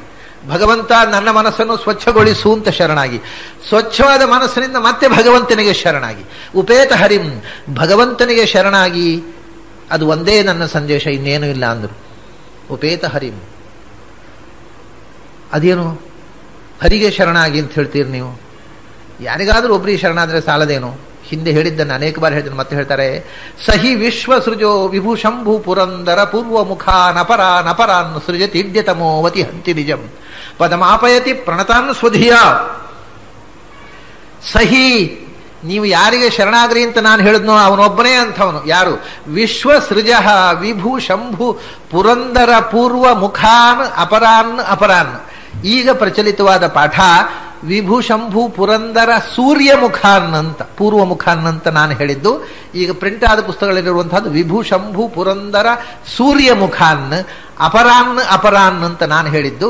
ಈಗ ಪ್ರಿಂಟ್ ಆದ ಪಾಠ ಇರೋದು ಅಪರಾನ್ ಅಮರಾನ್ ಅಂತ. ಇಲ್ಲಿ ಅಮರಾನ್ ಅನ್ನೋ ಶಬ್ದ ಅಗತ್ಯ ಇಲ್ಲ, ಮತ್ತೆ ಸೂರ್ಯ ಶಬ್ದವೂ ಅಗತ್ಯ ಇಲ್ಲ. ಪ್ರಾಚೀನ ಪಾಠ ಬಹಳ ಸುಂದರವಾಗಿದೆ. ಅದನ್ನು ನಮ್ಮ ಅಲ್ಪಬುದ್ಧಿಗೆ ತಕ್ಕಂತೆ ನಾವು ತಿದ್ದಿಕೊಳ್ಳಬೇಕಾದ ಕಾರಣ ಏನೂ ಇಲ್ಲ. ಅದು ಹೇಗಿದೆ ಅಂದರೆ, ಸಹಿ ಆ ಭಗವಂತ ಎಂಥವನು ಅಂದರೆ ವಿಶ್ವಸೃಜ ವಿಭು ಶಂಭು ಪುರಂದರ ಪೂರ್ವ ಮುಖಾನ್ ಅಪರಾನ್ ಸೃಜತಿ ಅಂತ. ಇಡೀ ಜಗತ್ತನ್ನು ಸೃಷ್ಟಿ ಮಾಡಿದಂತಹ ಶಕ್ತಿಗಳಿವೆಲ್ಲ ವಿಶ್ವಸೃಜ, the creators of the universe. ಈ ಜಗತ್ತನ್ನು ಸೃಷ್ಟಿ ಮಾಡಿದವರು ಅಂದ್ರೆ ಬ್ರಹ್ಮಾದಿ ದೇವತೆಗಳು. ಅಂದ್ರೆ ವಿಭು ಅಂದರೆ ಜಗತ್ತು ಯಾರಿಂದ ವಿವಿಧತೆಯ ಭವತಿ ಅವನು ಜಗತ್ತನ್ನು ಸೃಷ್ಟಿ ಮಾಡಿದವ. ಮತ್ತು ಯಾರು ವಿ ಅಂದ್ರೆ ಪರಮಾತ್ಮನ ಹೆಸರು, ವಿಫ್ ಪಕ್ಷಿ ಪರಮಾತ್ಮನೋಹೋ ಅಂತ ಕೋಶ. ಪರಮಾತ್ಮನಿಂದ ಭೂ ಅಂದ್ರೆ ಭವತಿ ಹುಟ್ಟಿದವ, ಪರಮಾತ್ಮನಿಂದ ಹುಟ್ಟಿದವ ಜಗತ್ತನ್ನು ಹುಟ್ಟಿಸಿದವ ಅಂದ್ರೆ ಯಾರಾಯ್ತು? ಬ್ರಹ್ಮ, ಚತುರ್ಮುಖ ಬ್ರಹ್ಮ. ವಿಭು ಅಂದ್ರೆ ಚತುರ್ಮುಖ ಬ್ರಹ್ಮ. ಆಮೇಲೆ ವಿಭು ಅಂದ್ರೆ ಎಲ್ಲ ಕಡೆ ವ್ಯಾಪ್ತನಾಗಿರುವವ, ತುಂಬಿರುವವ. ಎಲ್ಲ ಕಡೆ ತುಂಬಿರುವವ ಯಾರು? ವಾಯು. ಆದ್ರಿಂದ ವಿಭು ಅಂದ್ರೆ ಬ್ರಹ್ಮವಾಯುಗಳು. ವಿಭು, ಅದರ ನಂತರ ಶಂಭು, ಬ್ರಹ್ಮವಾಯುಗಳಾದರು. ಬ್ರಹ್ಮವಾಯುಗಳಾದ ತಕ್ಷಣ ಅವರು ಸಪತ್ನೀಕರಾಗೇ ತಗೊಳ್ಳೋಣ. ನಮ್ಮ ಅನುಸಂಧಾನದಲ್ಲಿ ಯಾವಾಗಲೂ ದೇವತೆಗಳ ಹೆಸರನ್ನು ಹೇಳಿದರೆ ಒಂದು ಮಾತು ಹೇಳ್ತಾರೆ ಆಚಾರ್ಯ ತಾತ್ಪರ್ಯ, ಭಾಗವತ ತಾತ್ಪರ್ಯದಲ್ಲಿ. ದೇವತೆಗಳಿಗೆ ಯಾವಾಗಲೂ ಕೂಡ ಇಲ್ಲಿ ಪ್ರಪಂಚದಲ್ಲಿ ಸಂಸಾರಾವಸ್ಥೆಯಲ್ಲಿ ಮತ್ತು ಮೋಕ್ಷದಲ್ಲಿ ಕೂಡ ಅವರು ಸಹಭೋಗಿಗಳು ಅಂತ. ದಂಪತಿಗಳ ಜೊತೆಗೆಯೇ ಸಾಧನೆ, ದಂಪತಿಗಳಿಗೆ ಜತೆಯಾಗಿಯೇ ಮುಕ್ತಿ. ದೇವತೆಗಳಿಗೆ ಅವರು ತಾವೊಬ್ಬರೇ ಸಾಧನೆ ಇಲ್ಲೇ ಇಲ್ಲ, ಅವರದ್ದು ಸಹ ಸಾಧನೆ, ಸಹ ಮುಕ್ತಿ, ಸಹಭೋಗ. ಮನುಷ್ಯರಲ್ಲಿ ಆ ನಿಯಮ ಇಲ್ಲ. ಋಷಿಗಳಲ್ಲಿ ಕೆಲವರಿಗೆ ಆ ನಿಯಮ ಇದೆ, ಕೆಲವರಿಗೆ ಇಲ್ಲ. ಈಗ ಭರದ್ವಾಜ, ಯಾಜ್ಞವಲ್ಕ್ಯರಿಗೆ ಅವರು ದಾಂಪತ್ಯ ಜೀವನದ ಮೂಲಕ ಸಾಧನೆ ಪಡೆದವರು. ಹಾಗೆ ಕೆಲವು ಋಷಿಗಳಿಗೆ ಇದೆ. ಎಲ್ಲ ಋಷಿಗಳಿಗೆ ನಿಯತ ಪತಿಪತ್ನಿ ಭಾವ ಇರತಕ್ಕಂಥ ದಾಂಪತ್ಯ ಇಲ್ಲ. ಮನುಷ್ಯರಲ್ಲಿಯೂ ಆ ನಿಯತಿ ಇಲ್ಲ. ಆದರೆ ದೇವತೆಗಳಿಗೆ ನಿಯತವಾದ ಸಂಬಂಧ ಇದೆ. ಅವರು ಜತೆಯಾಗಿಯೇ ಸಾಧನೆ, ಜತೆಯಾಗಿಯೇ ಸಿದ್ಧಿ, ಜತೆಯಾಗಿಯೇ ಮೋಕ್ಷ. ಆದ್ದರಿಂದ ಬ್ರಹ್ಮವಾಯುಗಳು ಅಂತಂದ್ರೆ ಅವರು ಅವಿನಾಭಾವ. ಅದು ಸರಸ್ವತಿ ಭಾರತೀಯರು. ಹಾಗಾದ್ರೆ 3ನೇ ಕಕ್ಷೆ 4ನೇ ಕಕ್ಷೆ ಆಯಿತು. 1ನೇ ಕಕ್ಷೆ ಅಂದ್ರೆ ಮೊದಲನೇದು ಭಗವಂತನೇ, 2ನೇ ಕಕ್ಷೆಯಲ್ಲಿ ಶ್ರೀತತ್ವ. ಅದನ್ನು ಬಿಟ್ಟುಬಿಟ್ರೆ ನಾವೀಗ ವಿಶ್ವದ ಸೃಷ್ಟಿ ಮಾಡಿದಂತಹ ಜೀವಗಣಗಳನ್ನು ಹೇಳ್ತಾ ಇದ್ದಾರೆ ಆಚಾರ್ಯರು.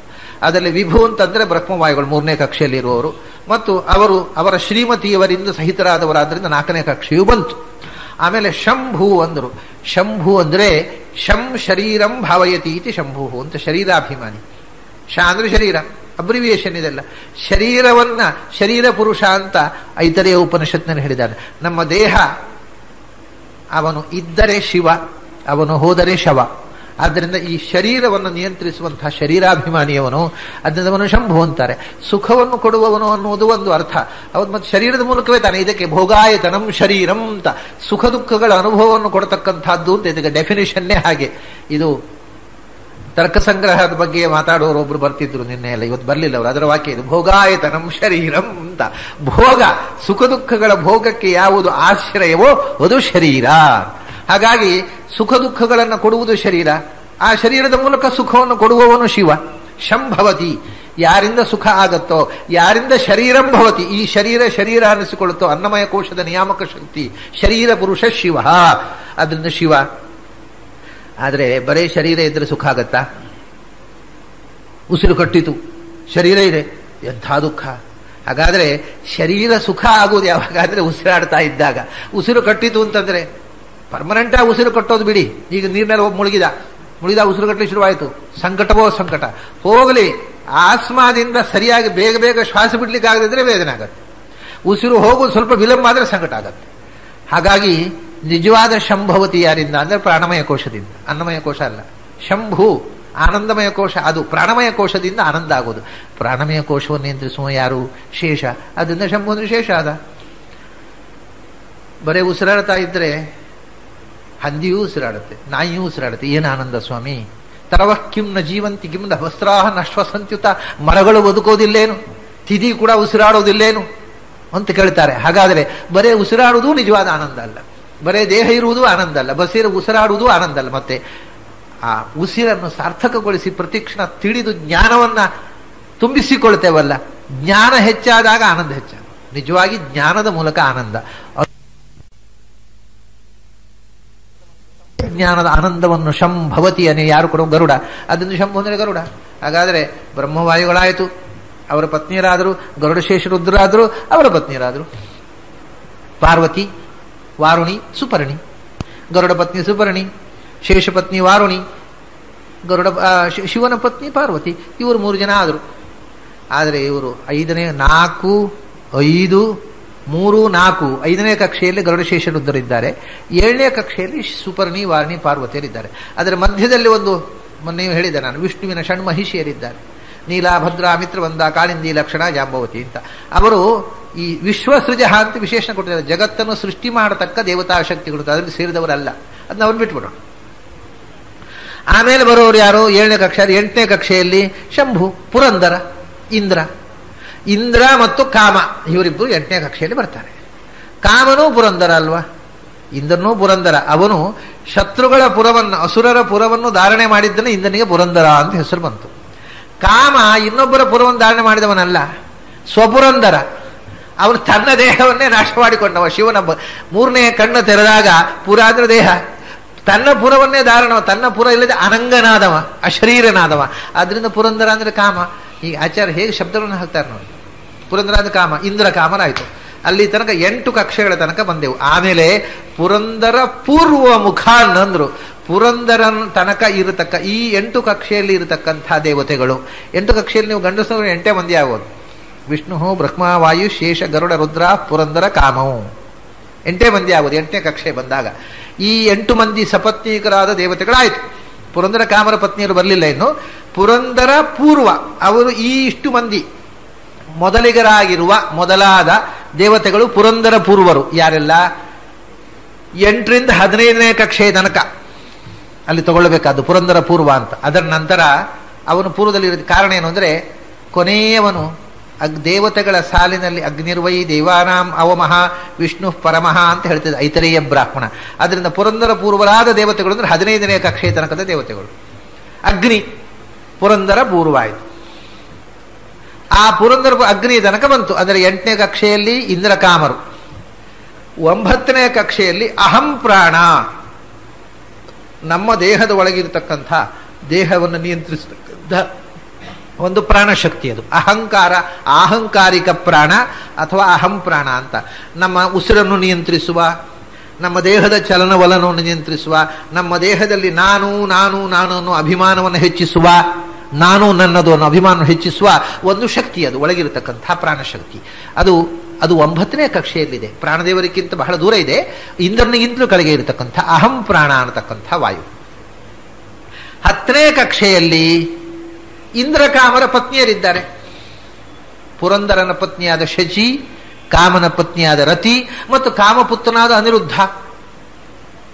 ಅಷ್ಟೇ ಅಲ್ಲ, ಸ್ವಯಂಭೂಮನು, ದೇವಪುರೋಹಿತರಾದ ಬೃಹಸ್ಪತ್ಯಾಚಾರ್ಯರು, ಆಮೇಲೆ ದಕ್ಷ ಪ್ರಜಾಪತಿ. ಇವರು ಇಷ್ಟು ಮಂದಿ 10ನೇ ಕಕ್ಷೆಯಲ್ಲಿ ಇದ್ದಾರೆ. ಇದೆಲ್ಲ ಪೂರ್ವ. ಇಂದ್ರ ಪೂರ್ವರಾದವರು ಯಾರು ಅಂದರೆ ಮುಂದೆ ಅಗ್ನಿಯ ತನಕ. ಆಮೇಲೆ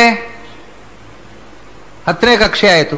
11ನೇ ಕಕ್ಷೆಯಲ್ಲಿ 9ನೇ ಕಕ್ಷೆಯಲ್ಲಿ ನಮ್ಮ ಒಳಗಿನ ನಿಯಂತ್ರಿಸ್ತಕ್ಕಂಥ ಒಬ್ಬ ಪ್ರಾಣ ಇದ್ದ. 11ನೇ ಕಕ್ಷೆಯಲ್ಲಿ ಹೊರಗಿರತಕ್ಕಂಥ ವಾತಾವರಣವನ್ನು ನಿಯಂತ್ರಿಸುವ ಪ್ರಾಣ ಭೂತಾಭಿಮಾನಿ ವಾಯು ಪ್ರವಾಹ. ಒಳಗೆ ಇರತಕ್ಕಂಥ ಪ್ರಾಣಶಕ್ತಿ ಅಹಂ ಪ್ರಾಣ, ಹೊರಗಿರತಕ್ಕಂಥ ವಾಯು ಪ್ರವಾಹ. ಈ ಹೊರಗೆ ಒಳಗೆ ಎರಡೂ ಆಗಬೇಕಲ್ಲ. ಹೊರಗಿನಿಂದ ಗಾಳಿ ಒಳಗೆ ಹೋಗಬೇಕು, ಒಳಗಿಂದ ಗಾಳಿ ಹೊರಗೆ ಬರಬೇಕು. ಹೀಗೆ ಪ್ರವಾಹ ಅಹಂ ಪ್ರಾಣ, ಪ್ರವಾಹ ಅಹಂ ಪ್ರಾಣ ಇದ್ರೇನೆ ಉಸಿರಾಟ ನಡೆಯೋದು. ಒಳಗೆ ಹೋಗ್ಬೇಕು, ಆಕ್ಸಿಜನ್ ಒಳಗೆ ಹೋಗಬೇಕು, ಆಕ್ಸಿಜನ್ ಒಳಗಡಿಸುವ ಪ್ರವಾಹ. ಅದು ಆ ಒಳಗೆ ಉಸಿರಾಟವನ್ನು ಒಳಗೆ ತಗೊಂಡು ಹೊರಗೆ ವಾತಾವರಣದಲ್ಲಿದ್ದ ಪ್ರಾಣಶಕ್ತಿಯನ್ನು ಒಳಗೆ ತಗೊಳ್ಳೋವ. ಕಾರ್ಬನ್ ಡೈಆಕ್ಸೈಡ್ ಹೊರಗೆ ಕಳಿಸುವ ಅಹಂ ಪ್ರಾಣ. ಅದನ್ನು ತಗೊಂಡ ಆ ಪ್ರವಾಹ ಅದನ್ನು ಪುನಃ ಆಕ್ಸಿಜನ್ ಮಾಡಿ ಒಳಗೆ ಕಳಿಸಿದ. ಅವನು ಕಾರ್ಬನ್ ಡೈಆಕ್ಸೈಡ್ ಮಾಡಿ ಹೊರಗೆ ಕಳಿಸಿದ, ಇವನು ಅದನ್ನು ಆಕ್ಸಿಜನ್ ಮಾಡಿ ಹೊರಗೆ ಕಳಿಸಿದ. ಹೀಗೆ ಈ ಪ್ರೋಸೆಸ್ ನಡೀಲಿಕ್ಕೆ ಹೊರಗಿಂದ ಒಬ್ಬ, ಹೊರಗಿಂದ 2 ಪ್ರಾಣಶಕ್ತಿಗಳಿವೆ. ಅದನ್ನು ಒಂದನ್ನು ಅಹಂ ಪ್ರಾಣ ಅಂದ್ರು, ಒಂದನ್ನು ಪ್ರವಾಹ. 11ನೇ ಕಕ್ಷೆಯಲ್ಲಿ ಪ್ರವಾಹವಾಯು ಇದ್ದಾನೆ. ಇವ್ರದೆಲ್ಲ ಈಗ ಸಪತ್ನೀಕರೇ. ಇವ್ರ ಪತ್ನಿಗಳದ್ದು ಇನ್ನು ಮುಂದೆ ಬರ್ತಾರೆ. 12ನೇ ಕಕ್ಷೆಯಲ್ಲಿ ಆಗುವಾಗ ಯಮ, ಸೂರ್ಯ, ಚಂದ್ರ. ಆಮೇಲೆ ಸ್ವಯಂಭೂ ಮನುವಿನ ಪತ್ನಿ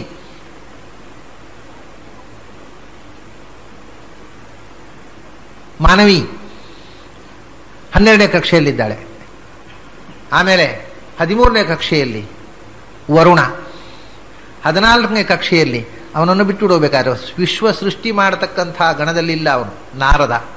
15ನೇ ಕಕ್ಷೆಯಲ್ಲಿ ಭೃಗು ಮತ್ತು ಅಗ್ನಿ ಮತ್ತು ದಕ್ಷ ಪ್ರಜಾಪತಿಯ ಹೆಂಡತಿ ಪ್ರಸೂತಿ. ಇವಾಗ ಅಲ್ಲಿ 10ನೇ ಕಕ್ಷೆಯಲ್ಲಿ ಬಂದಿರತಕ್ಕಂಥ ದಕ್ಷ ಪ್ರಜಾಪತಿಯ ಹೆಂಡತಿ ಆಯಿತು, ಸ್ವಯಂಭೂ ಮನುವಿನ ಹೆಂಡತಿ ಆಯಿತು, ಬೃಹಸ್ಪತ್ಯಾಚಾರ ಹೆಂಡತಿ ಮತ್ತು ಅನಿರುದ್ಧನ ಹೆಂಡತಿ ಇನ್ನೂ ಬರಲಿಲ್ಲ, ಅವರು ಇನ್ನೂ ಕೆಳಗಿದ್ದಾರೆ. ಬೃಹಸ್ಪತ್ಯಾಚಾರ ಹೆಂಡತಿ 17ನೇ ಮೆಟ್ಲಲ್ಲಿದ್ದಾಳೆ. ಆಮೇಲೆ ಅನಿರುದ್ಧನ ಹೆಂಡತಿ ಉಷಾ 20ನೇ ಮೆಟ್ಲಲ್ಲಿದ್ದಾಳೆ, ಅವರು ಬಹಳ ಮುಂದಿದ್ದಾರೆ.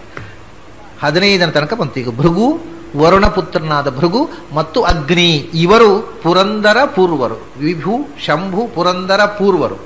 ಈ ಅಗ್ನಿಯ ತನಕ ಇರುವವರು ಮುಖಂ, ಅಗ್ನಿ ಪುರಂದರ ಪೂರ್ವಾದ, ಅವನೇ ಮುಖವಾಗಿ ಉಳ್ಳವರು, ಉಳಿದವರೆಲ್ಲ ಅಗ್ನಿರ್ವೈ ದೇವಾನಾಂ ಮುಖಂ. ಆ 15ನೇ ಕಕ್ಷೆಯಲ್ಲಿ ಪುರಂದರ ಪೂರ್ವ, ಪುರಂದರಾದಿಗಳು ಪ್ರಧಾನರಾಗಿರತಕ್ಕಂತಹ ದೇವತಾಗಣದಲ್ಲಿ ಕೊನೆಯಲ್ಲಿ ಬರತಕ್ಕಂಥ ಅಗ್ನಿ, ಅವನು ಮುಖ. ಎಲ್ಲ ದೇವತೆಗಳಿಗೆ ಮುಖ ಅವನು, ಅಂದರೆ ಅವನ ಮುಖದಲ್ಲೇ ದೇವತೆಗಳಿಗೆ ಆಹುತಿ ಕೊಡೋದು. ಆ ಅವನು ಮುಖವಾಗಿರುವವರು 9 ಕೋಟಿ ದೇವತೆಗಳು. ಹೀಗೆ ವಿಶ್ವಸೃಜ ವಿಭು ಶಂಭು ಪುರಂದರ ಪೂರ್ವ ಮುಖಾನ್. ಅದರಿಂದ ಸೂರ್ಯ ಶಬ್ದ ಅಲ್ಲ, ಅಲ್ಲಿ ಪೂರ್ವ ಶಬ್ದವೇ ಬಹಳ ಅರ್ಥಪೂರ್ಣವಾದದ್ದು. ಯಾರನ್ನ? ಇಂಥ ದೇವತೆಗಳನ್ನು ಅಪರಾನ್ ಅಪರಾನ್. ಅಪರಾನ್ ಅಮರಾನ್ ಅಲ್ಲ, ಅಪರಾನ್ ಅಪರಾನ್ ಅಂದ್ರೆ ಬೇರೆ ಬೇರೆ ಅಂತ. ಎರಡು ಅಪರಾನ್ ಅಂದ್ರೆ ಬೇರೆ, ಅಪರಾನ್ ಅಪರಾನ್ ಅಂದ್ರೆ ಬೇರೆ ಬೇರೆ ಬ್ರಹ್ಮರನ್ನ.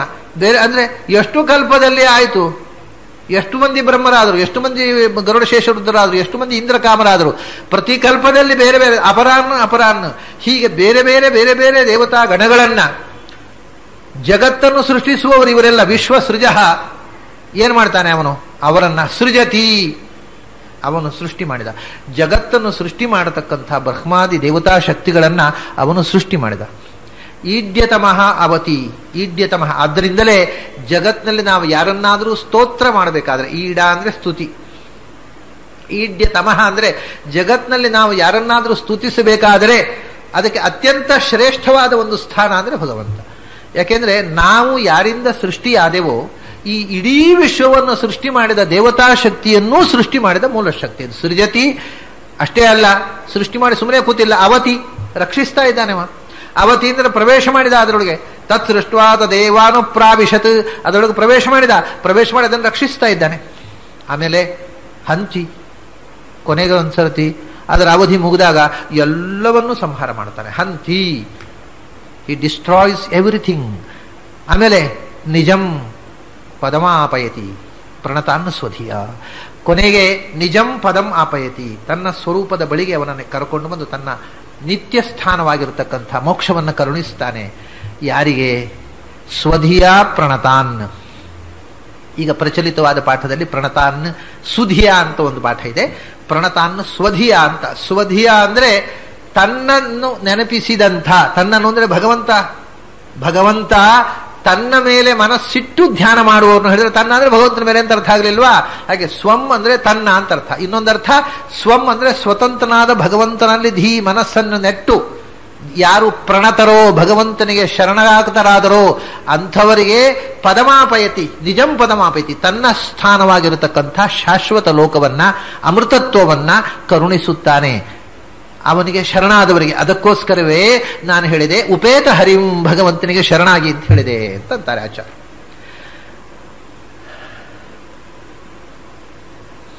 ಪರಮೋಪಿ ರಮೇಶಿತುರಸ್ಯ ಸಮೋ ನಹಿ ಕಶ್ಚಿದಪೂರ್ಣ ಭವಿಷ್ಯತಿ ಚ ಕ್ವಚಿತ್ ಅದ್ಯತನೋಪಿ ನ ಪೂರ್ಣ ಸದಾ ಗಣಿದೇಡ್ಯ ಗುಣಾನುಭವೈಕತನೋ. ಪರಮೋಪಿ ರಮೇಶಿತುರಸ್ಯ ಸಮಃ, ಇವನಿಗೆ ಪರಮಃ. ಮೊದಲು ಬ್ರಹ್ಮಾದಿ ದೇವತೆಗಳಂತ ಹೇಳಿದ್ರು, ಇಲ್ಲಿ ರಮೇಶಿತು ಅಂದ್ರು. ಲಕ್ಷ್ಮಿಗೂ ಸ್ವಾಮಿಯಾದ ಅಂದ್ರೆ ಅದು ಒಂದು ಬಿಟ್ಟಿದ್ರು ಹಿಂದೆ, ಜೀವಜಾತವನ್ನು ಮತವನ್ನು. ಲಕ್ಷ್ಮಿಗೂ ಸ್ವಾಮಿಯಾದ ಈ ಭಗವಂತನಿಗೆ ಸಮಃ, ಸಮಾನವಾದವನಾಗಲಿ, ಪರಮೋಪಿ ಉತ್ಕೃಷ್ಟನಾದವನಾಗಲಿ, ನಹಿ ಕಶ್ಚಿದ್ ಅಭೂತ್, ಯಾರೂ ಹಿಂದೆ ಆಗಲಿಲ್ಲ, ನ ಭವಿಷ್ಯತಿ ಚ, ಯಾರೂ ಮುಂದೆ ಆಗುವುದಿಲ್ಲ. ಕ್ವಚಿತ್ ಅಲ್ಲಿ ಹಿಂದೆ ಆಗಲಿಲ್ಲ, ಮುಂದೆ ಆಗೋದಿಲ್ಲ, ಈಗಿರ್ಬೋದಲ್ವ. ಕ್ವಚಿತ್ ಅದ್ಯತನೋಪಿ ನಾನು, ಇವತ್ತು ಇಲ್ಲ, ಹಿಂದೆ ಇರಲಿಲ್ಲ, ಈಗ ಇಲ್ಲ, ಮುಂದೆ ಆಗುವುದಿಲ್ಲ. ಕ್ವಚಿತ್ ಅದ್ಯತನೋಪಿ ನ ಪೂರ್ಣ ಸದಾಗಣಿತೇಡ್ಯ ಗುಣಾನುಭವೈಕ ತನೋಹ. ಯಾಕೆಂದ್ರೆ ಭಗವಂತನ ಸ್ವರೂಪ ಏನು? ಅದು ಪೂರ್ಣವಾದದ್ದು. ಯಾವುದರಿಂದ? ಗುಣಗಳಿಂದ. ಪೂರ್ಣ, ಸದಾ ಪರಿಪೂರ್ಣವಾದದ್ದು, ನಿರಂತರವಾದದ್ದು, ಅಗಣಿತವಾದದ್ದು ಮತ್ತು ಎಲ್ಲರಿಂದಲೂ ಸ್ತುತವಾದಂಥ ಗುಣಗಳ ಅನುಭವವೇ, ಜ್ಞಾನಾನಂದಾದಿ ಗುಣಗಳ ಅನುಭವವೇ ತನು ಸ್ವರೂಪವನದ್ದು. ಒಂದು ಯಾವುದು ಪೂರ್ಣವಾಗಿ ಸದಾ ಅನಂತವಾದ ಗುಣಗಳಿಂದ ತುಂಬಿದೆಯೋ ಅದು ಅಪೂರ್ಣವಾಗುವುದು ಸಾಧ್ಯ ಇಲ್ಲ, ಅಥವಾ ಅಂಥ ಪೂರ್ಣ ಇನ್ನೊಂದು ಇರುವುದು ಸಾಧ್ಯ ಇಲ್ಲ, ಮುಂದೆ ಇನ್ನೊಂದು ಪೂರ್ಣ ಬರುವುದು ಸಾಧ್ಯ ಇಲ್ಲ. ಎರಡೂ ಪೂರ್ಣ ವಸ್ತುಗಳು ಏಕಕಾಲದಲ್ಲಿ ಇರುವುದು ಸಾಧ್ಯ ಇಲ್ಲ.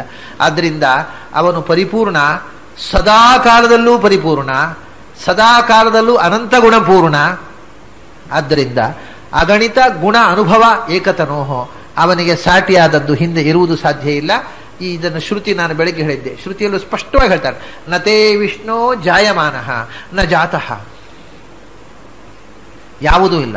ಆಮೇಲೆ ಪುರುಷ ಏವೇದಂ ಸರ್ವಂ ಯದ್ಭೂತಂ ಯಚ್ಚ ಭವ್ಯಂ ಉದಾಮೃತತ್ವಸ್ಯೇಷಾನಃ, ಇಲ್ಲಿ ಇದನ್ನು ಹೇಳ್ತಾರೆ ನೋಡಿ.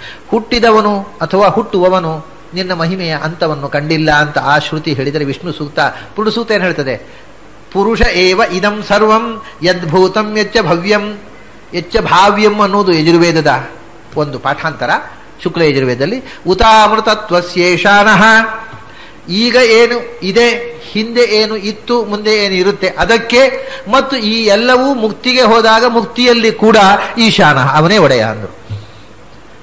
ಈಗ ಇರುವ, ಹಿಂದೆ ಇದ್ದ, ಮುಂದೆ ಬರುವ ಎಲ್ಲಕ್ಕೂ, ಮತ್ತು ಅದು ಮುಕ್ತವಾದ ಮೇಲೆ ಅಮೃತತ್ವಸ್ಯಾಪಿ, ಮುಕ್ತಿಗೆ ಕೂಡ ಈಶಾನಃ, ಅವನು ಒಡೆಯ. ಆದ್ದರಿಂದ ತ್ರಿಕಾಲದಲ್ಲೂ ಒಡೆಯನಾದವ. ಒಂದು ಕಾಲದಲ್ಲಿ ಅವನು ಒಡೆಯ, ಆಮೇಲೆ ಮತ್ತೊಂದು ಕಾಲದಲ್ಲಿ ಅವನದನ್ನು ಆ ಪೋಸ್ಟ್ ಕಳ್ಕೊಂಡು ಇನ್ಯಾರೋ ಆ ಪೋಸ್ಟಿಗೆ ಬರೋದು, ಅವಿಶ್ವಾಸ ಗೊತ್ತೋಳಿ ಮಾಡಿ ಅವನನ್ನು ತೆಗೆದು ಹಾಕಲಿಕ್ಕೆ ಬರೋದಿಲ್ಲ.